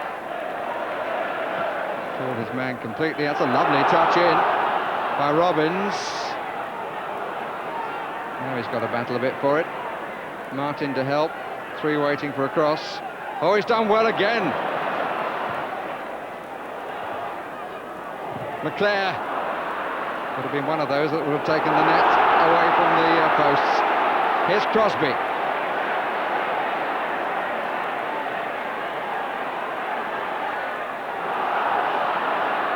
Jemson won't make it. Doesn't look as comfortable on the left side, Gary Crosby, for all that run, does he? I'm surprised, because he is a naturally right-footed player, and there's a tendency to come inside, and of course it closes everything down. There's Nigel Jemson, who tried to get on the end of that pass. I think Terry Wilson, perhaps the other man on the bench, will have to come on shortly, because Manchester United are dominating at the moment. Bring him on in midfield and perhaps, I don't know, push Stevie Hodge up a bit more, but there has to be a change, because at the moment you can't see Forest getting back into it if they keep things as it is. Robbins, fired by his goal. Hughes has been fired all through. Blackmore. And there's Walker's timing of coming away to make the interception. It's holding Forest together at the back. Just suggested a comeback briefly with a couple of good passes from Clough, but it really was only brief. Won by Chettle.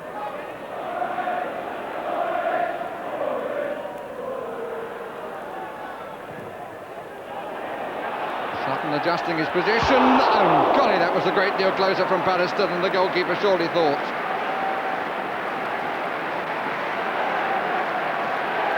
That was long cross. And Sutton seemed quite calm about the whole thing, but Patterson won it, and it just brushed over the top of the angle. But much from the line, Gary Pallister's had an excellent match. He and Stevie Bruce have combined very, very well and kept Jemson, and particularly Nigel Clough, very, very quiet so far. Play by Parker. Jemson going for the head when on the chest might have been better for him, but probably was more difficult to do.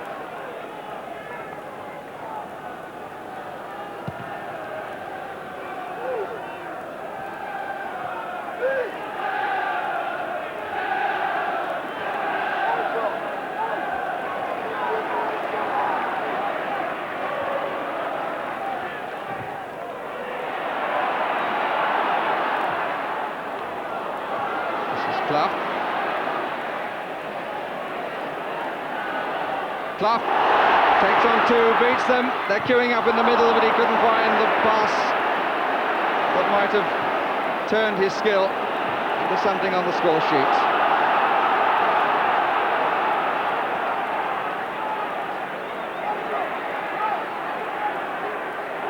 Minutes left here. And in the other 2 matches, it's 1-1 between Port Vale and Derby, and Bradford City are beating Charlton at Selhurst Park by the only goal of that contest.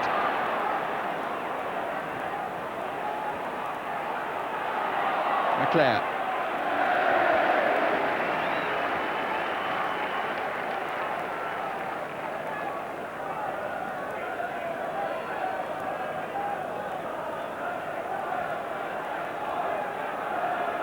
And a rare moment for Manchester United in recent weeks. Just to take any sort of sting out of the game. A rare advantage for them.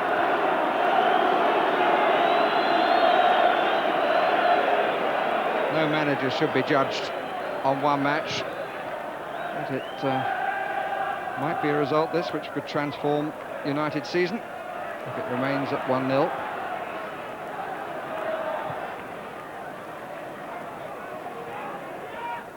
Martin.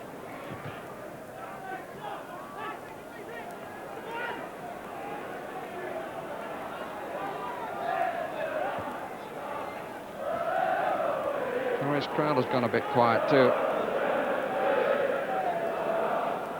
Beardsmore took it well. Hodge just away from Blackmore.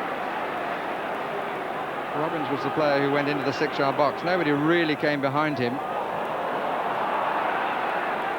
This is Parker carrying in the mud and was tripped as well. Charles.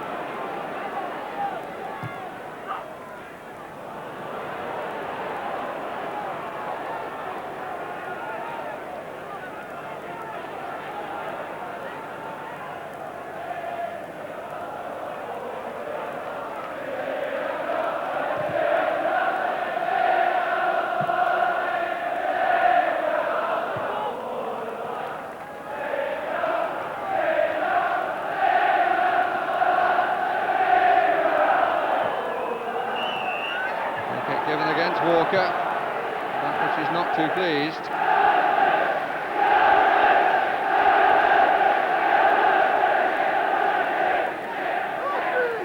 Anderson starts to go forward. Clear with about 10 or 15 yards to move into. Blackmore's wide to the right, but not quite there.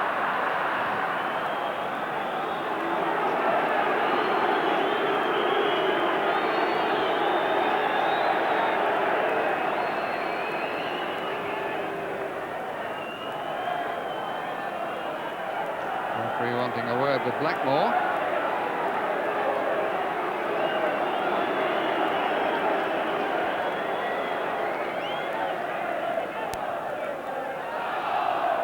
Pierce. Taken by Hodge. Clough. Charles. First time balls, but the last one was a poor one.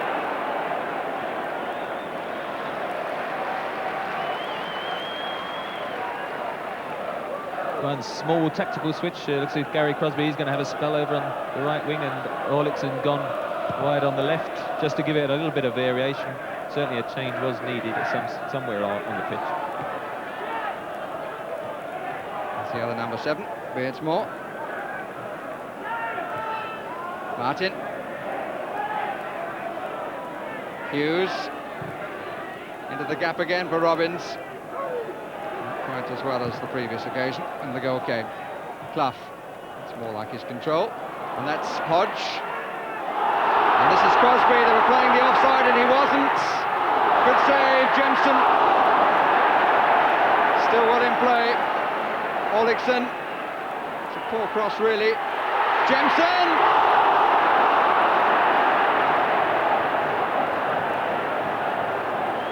Well, they survive. Crosby catching the United back. Now look for Anderson here. He'll put his hand up in a minute and claim for offside. And clearly Crosby wasn't. Leighton came out well to parry. And Anderson got the foot in. And Orlickson finally getting the cross in, and Jemson on a tight angle as the ball came to him. Interesting that Leighton was in fact moving to his right, but the ball was wide of the post from Jemson's viewpoint.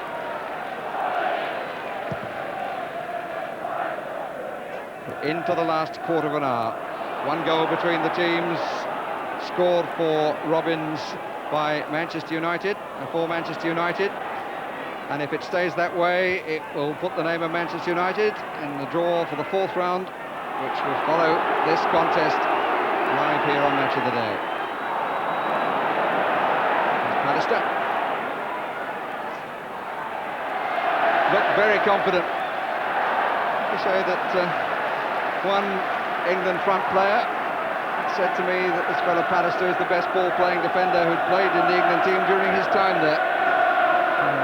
The price tag on him certainly weighed heavily on his shoulders.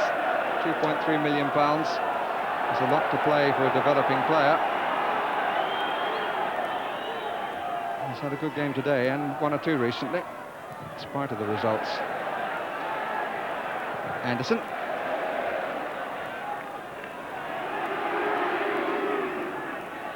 Good early touch by Hodge. Clough. Hodge didn't continue the run for some reason.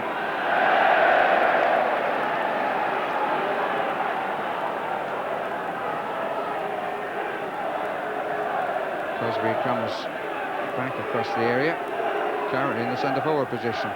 Room for the cross for Pearce. Goal kick.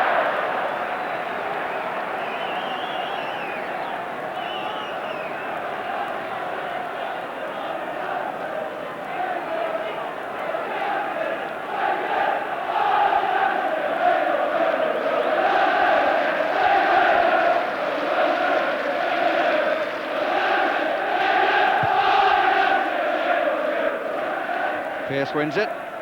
Clough. Hughes. McClare. Space on the left for Beardsmore. Early run by Martin. Walker across. Another fine challenge.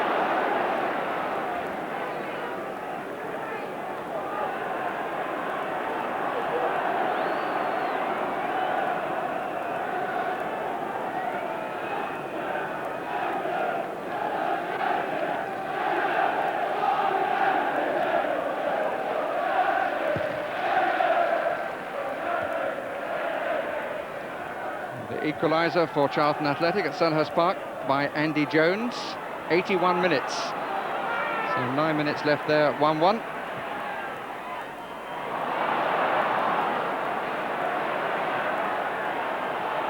And there are 12 minutes left here at 0-1.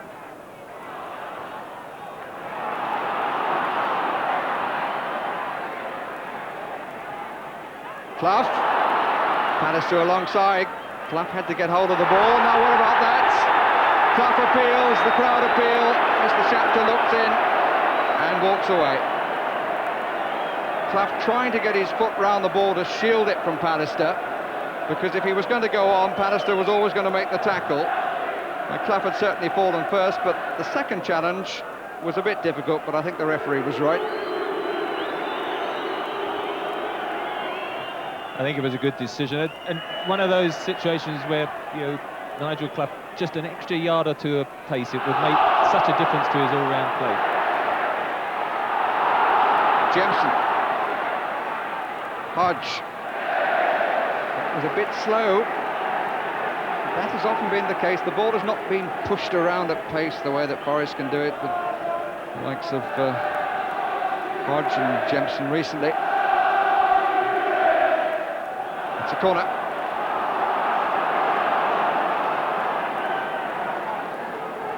I think, Trevor, when Brian Clough's team don't push the ball around in the way that he would wish, the lack of pace of his son is more obvious. Pearce with the cross, punched by Leighton, long distance, missed by Parker. Charles. Orlickson's cross, well claimed.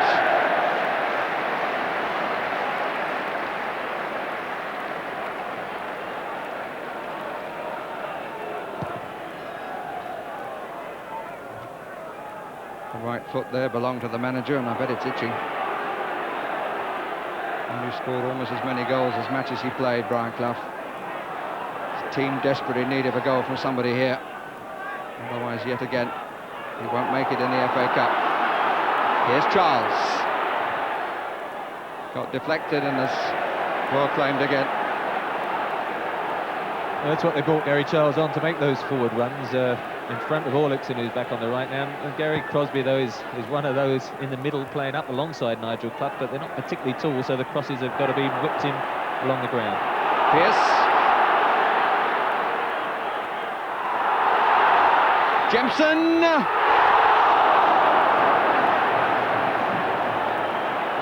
Agonisingly across the face of the goal from Forest's point of view. Happily from Jim Leighton's and United's. It was a precise pass.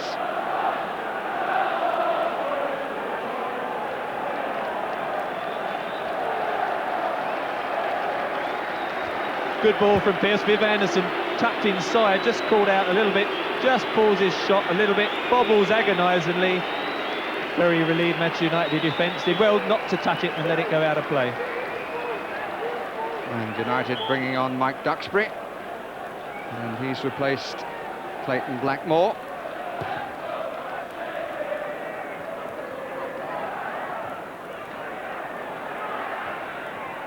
So a totally defensive player, really. Although he's taken the position on the right side, roughly where Blackmore was. Ball was out. As much as anything, I think they want Duxbury to make sure Stuart Pearce doesn't make one or two of the forward runs he's starting to do late on in the game.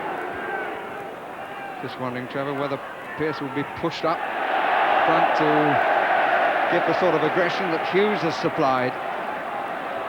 They do lack that little bit of aggression. I thought they might bring on Terry Wilson and push Hodge up, but at the moment, still no movement from the bench. It's a Forest ball.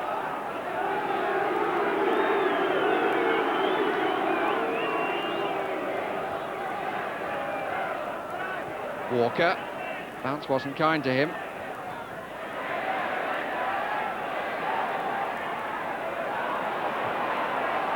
Space for Hodge. Bruce trying to get across. Jemson. And Bruce did enough by his sheer physique.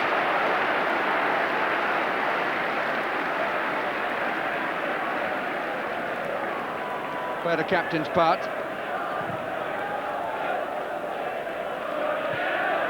7 minutes remaining. That's a good turn, but he couldn't get the pass in. But he was held a bit, Crosby.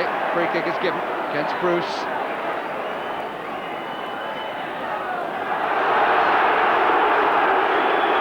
Booze because the ball was kicked away.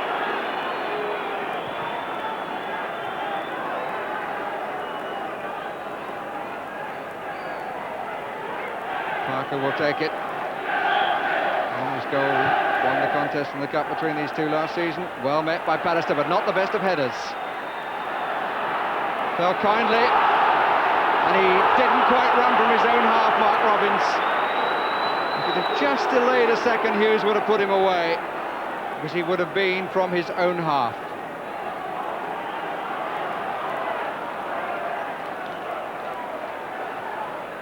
Hodge. Given away to Pallister.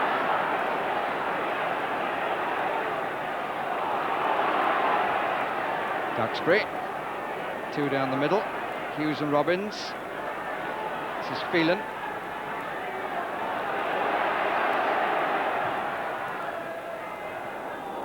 Met by Chettle. All the dwelling on the ball by Parker. This is Charles. Not had the best of fortune with his passes. Charles has given away possession much too often. It's a trace for the Icelander. Go back a bit, says Bruce to Jim Leighton.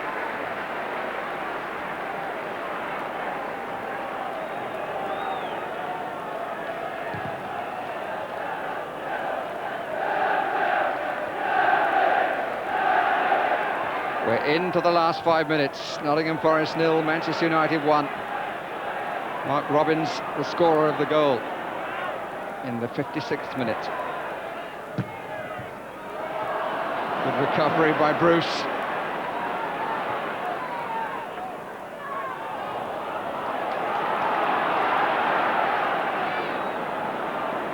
Charles. Crosby.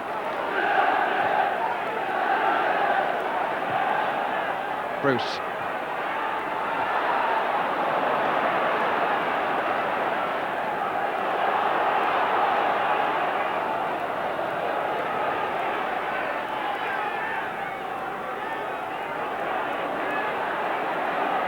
Anderson. Phelan. Martin is free on the left side. Another minute has ticked away. It's all over at Port Vale, so there will be a replay between Port Vale and Derby County.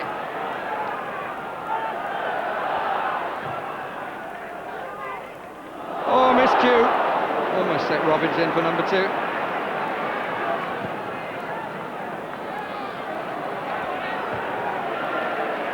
Hodge. Jemson. Hodge. Clough trying to get Crosby in.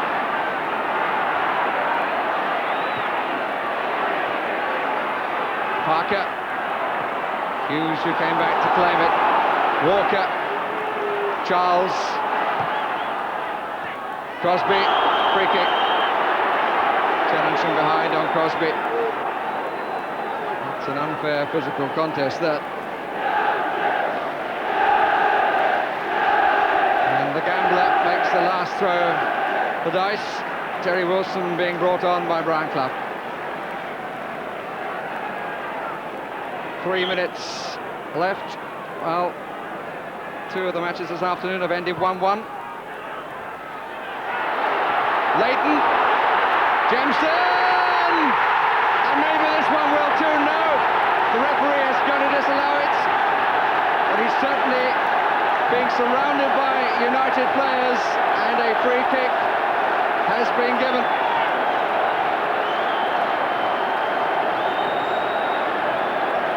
Well, as a cross come in, it looked as if it's hanging in the air. Jim Leighton comes out. I think he should have caught it, really. He's punched it up in the air, and I'm very doubtful of why it's been given, in fact, but it could only be offside rather than infringement, because certainly there was no infringement as far as I was concerned. Clough just couldn't get it out to Crosby.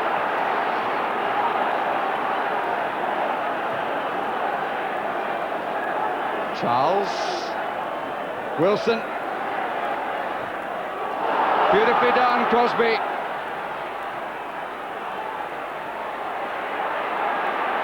It's got to come across. 90 seconds of the 90 minutes left. And United with a chance of a breakaway. Here's Mark Hughes. Mark Robbins is far side. No real support coming up. Now Beardsmore. Possession is probably more important to United.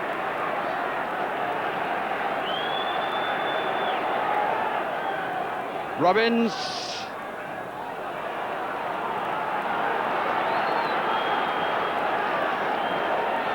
Sutton anxious to get it forward, as Forrest a few seconds ago came so close. I just wonder whether there was a push here by Terry Wilson, and whether that's the reason, but wasn't the best of goalkeeping.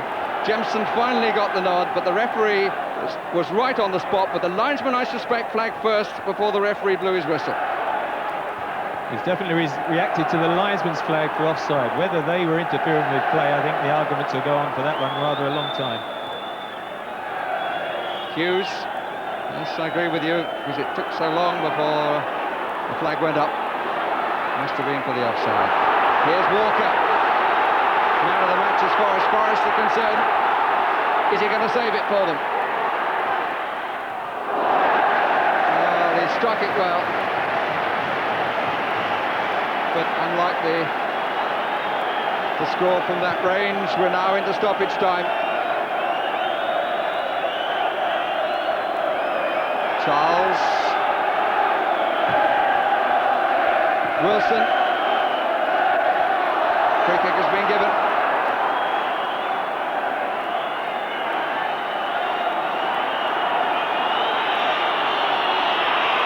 Whistles coming from the United supporters. Away by McClare.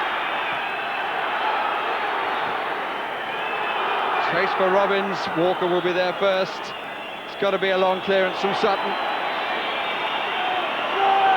And look at the anxiety there, and they're the team who is leading.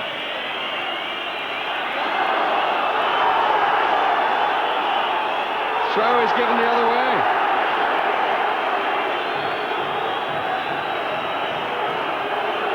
Alec Ferguson on his feet. He's had so much to put up with. He's just those vital seconds away from a smile. Too short for McClare. Pearce. Hasn't been a good match, but it's certainly a nail-biting finish. Crosby. 3-4 in the middle. It's got to come across. Wilson, he's done well. And Anderson who cleared. Wilson again. Banged away by Beardsmore.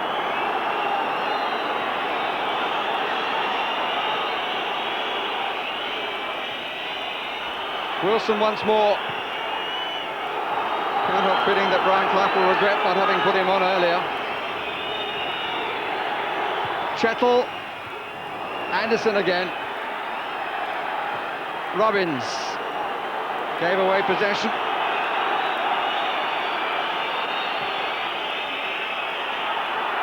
The long ball met by Pallister. Chettle. Offside. Just felt the watch, didn't look at it. We make it that we've had 2.5 minutes allowed by Leicester Shapter.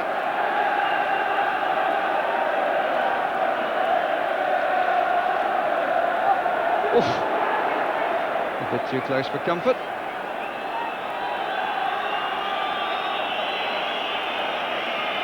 Shapter looks at his watch, but plays on. Hughes. Crosby. United are through. Some joy at last for Alec Ferguson.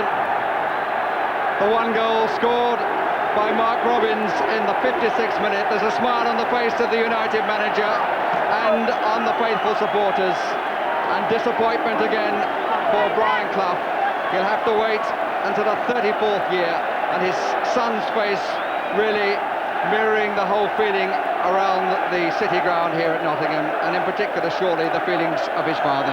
What a contrast for Manchester United.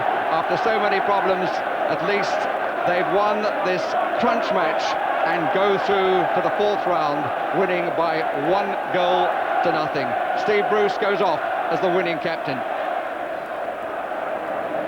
So United's season remains very much alive. I think they consider themselves very much the unlucky party when the two clubs met last season. Yeah. This time there was a stroke of luck about that victory. What did you make about that disallowed effort towards the end there? Well, first of all, I'm very pleased to see Manchester United. But this is the decision now. The ball goes up in the air. Young Wilson, who's come on, makes the jump. You see, he's trying to get past Bruce there, and in doing so puts his hands on his back. That was right at the start of that incident. Nothing happens now that's untoward. They're both going for the ball.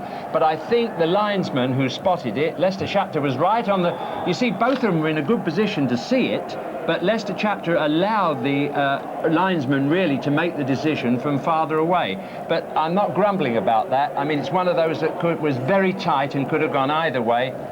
Oh, the decision was offside, and you can see that quite clearly. You know, that there is... well, who's going to be offside there in that situation? It must be. I wonder if we have just Wilson. one quick look at that again, just to see when the ball was played, just to clear it up finally, if that would be a possibility. Well, I tell you, well, we can't just for the second, but it was a poor punch by Leighton in the first place, wasn't it? That created the trouble. It wasn't a good punch, but what excitement to finish a game that took a long while to come to the boil, wasn't it? I mean, it really was. The last 15 minutes was magnificent. More from us later. We've got the draw coming up live now from Lancaster Gate, and Manchester United are in that draw at number 19. Over to you, Bob Wilson. Thank you, Des. Welcome to the home of the Football Association. 30 seconds to that draw. Let me just give you a few other numbers of interest. The one non-league survivor, Darlington, who replay against Cambridge on Tuesday. They're number 9. 4th Division Torquay, 1-0 victors over West Ham, number 11. Northampton Division 3, 1-0 winners against Coventry.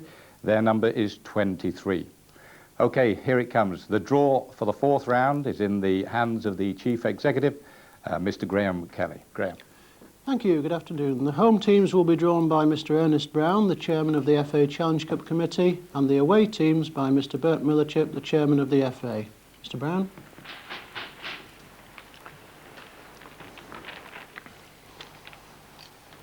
Number 5.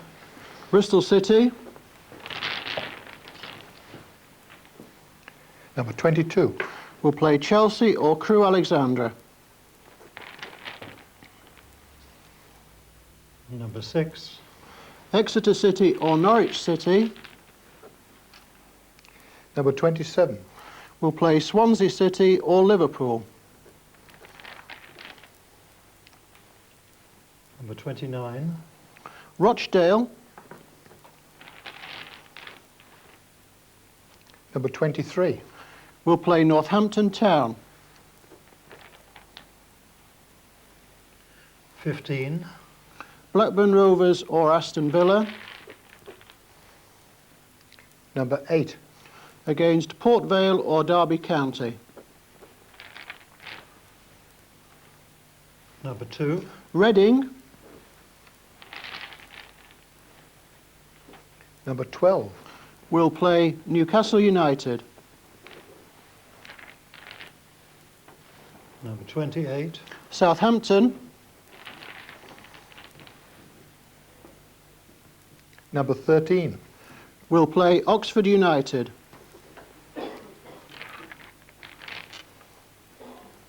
Number 24. Barnsley. Number 10. Will play Ipswich Town.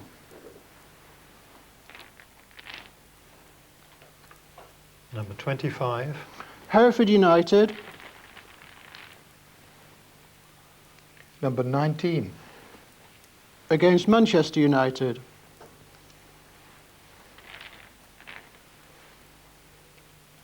Number 32. Blackpool. Number 11. Will play Torquay United. Number 18. Sheffield Wednesday. Number 26. Will play Middlesbrough or Everton. Number 7. Sheffield United. Number 3. Will play Watford.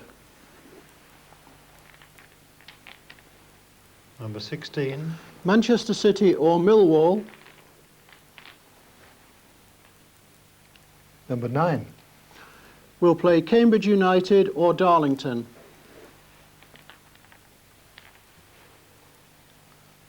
Number 20. Birmingham City or Oldham Athletic. Number 4. Will play Brighton and Hove Albion.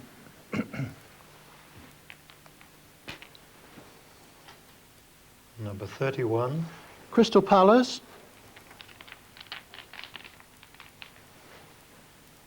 Number 21.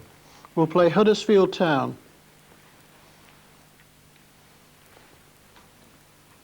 Number 1. Arsenal.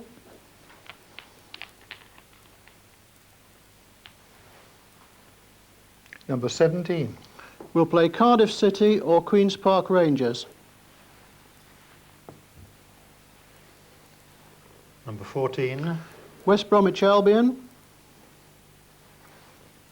Number 30. Will play Charlton Athletic or Bradford City. That concludes the draw. Plenty for match of the day to think about for the weekend of January 27th and 28th. Yes, thank you very much, Graham. 4 ties there that I think caught my eye particularly. Exeter or Norwich versus Swansea or Liverpool. That's the possibility, of course, if the First Division teams get through. Norwich against Liverpool. Hereford against Man United. What a lovely draw for Hereford there. Sheffield United against Watford. That's a super tie for Dave Bassett, who, of course, was at Watford, didn't have a very good time. Now manager of Sheffield United, going well. And Arsenal against Cardiff City or QPR. That's the possibility of QPR win their replay of Don Howe against the club that he used to manage. Well, those are some of the highlights of this 4th round draw. Let's now go back to Des Lynam at the City Ground, Nottingham. Thanks very much, Bob. Let's have some reaction to the draw and to the match now from the goal scorer here today, Mark Robbins. Brian Robson's there as well with Tony Gubber. Well, first of all, a reaction to that draw. It's actually Hereford United away for Manchester United. Brian, how do you feel about that? Well, I mean, it's always nice to get a home draw in the Cup, but in saying that, on paper it looks an easier one than Forest here. But you never know when you go to these lower league clubs. You know, it's a cup final for them, and they're always difficult games. Sure. In the way United perform against teams like Liverpool and in do-or-die cup matches like this, you might have preferred a bigger opposition, really. Well, I think what you've got to look for is the same attitude as the lads showed today. And if we played like that every week, then we wouldn't be so inconsistent. Amazing that there should be a controversial refereeing decision in this match, as there was in the quarter-final at Old Trafford last season. But let's talk to the goal scorer today, Mark Robbins. Great game for you. Only your 5th match today, wasn't it? That's right, yeah. It's only my 2nd game in the cup. I played against QPR last year. I'm delighted that I've got the chance to play. Yeah. Tell us about the goal. I didn't remember much of it, but Mark Hughes, it was that Lee Martin. Lee Martin's played a good ball to Mark Hughes, and he's got it, and he's turned and he's played a great ball in behind the defence, and it just came to me, and just managed to get my head on it. And it's gone in. I'm delighted with it. Well, we can look at that again from a different angle, and as we do, Brian, perhaps you can just underline for us how important a goal like that is in Manchester United's season, because it keeps it alive. Well, to our club it means about 200,000, I think, with the way the fans travel about with us. But no, I mean, Mark's took his chance well. He's played a couple of games now and he's scored a few goals. And not just his goal though, but his overall play. You know, he's bringing people into the game. And hopefully you'll be fit for the 4th round. I'm hoping so. Smashing. Thanks very much indeed. Well, he had a super game, and Mark Hughes' pass to him was a fabulous pass as well. But, Jimmy, what about that disallowed goal? Let's have another look at it, because we need to have another look at it. I'm dying to have another look. I know that both officials were absolutely on the spot there, and if anybody should spot an offence, it was them. Let's look with a view to offside in mind, because that's what's suggested is the reason it was disallowed. The ball goes up in the air. Is there an offside at that point? Yes, now there is an offside. Well done, the linesman. It's cleared it up for us nicely at the end of the day. I think it's Gary Crosby out there, was it? Oh, no, he hasn't given it at that point, so we'll have to forgive the linesman for that. Well, what happens now? Still not flagging. You see, he flags there. At the end of that, we can only say that's a decision that is going to mystify us as long as football lasts. But it's fair that it goes in Manchester United's favour, because they had the wrong end of it last time. It almost looked as though there was an offside earlier where there was no flag. There was an offside earlier which he missed, but in the end, somehow they got it right. Yeah, anyway, great victory for Manchester United. Were they worthy of victors, do you think? I think they were, although Forest missed some chances in the second half. Young Jemson missed a couple. That shows how you can go up and down in this game. Hero last weekend, you know, and the one who didn't do it this weekend. Yeah. But if they use that result to rebuild the future of Manchester United, you know, to the past glories, that will be wonderful. And I think we both agree that perhaps the man of the match was Des Walker today. Tremendous game. Had a fabulous game on the losing side there. You can see replays in Sports Night on Wednesday night. Hope you've enjoyed our coverage from the City Ground today. Manchester United are through.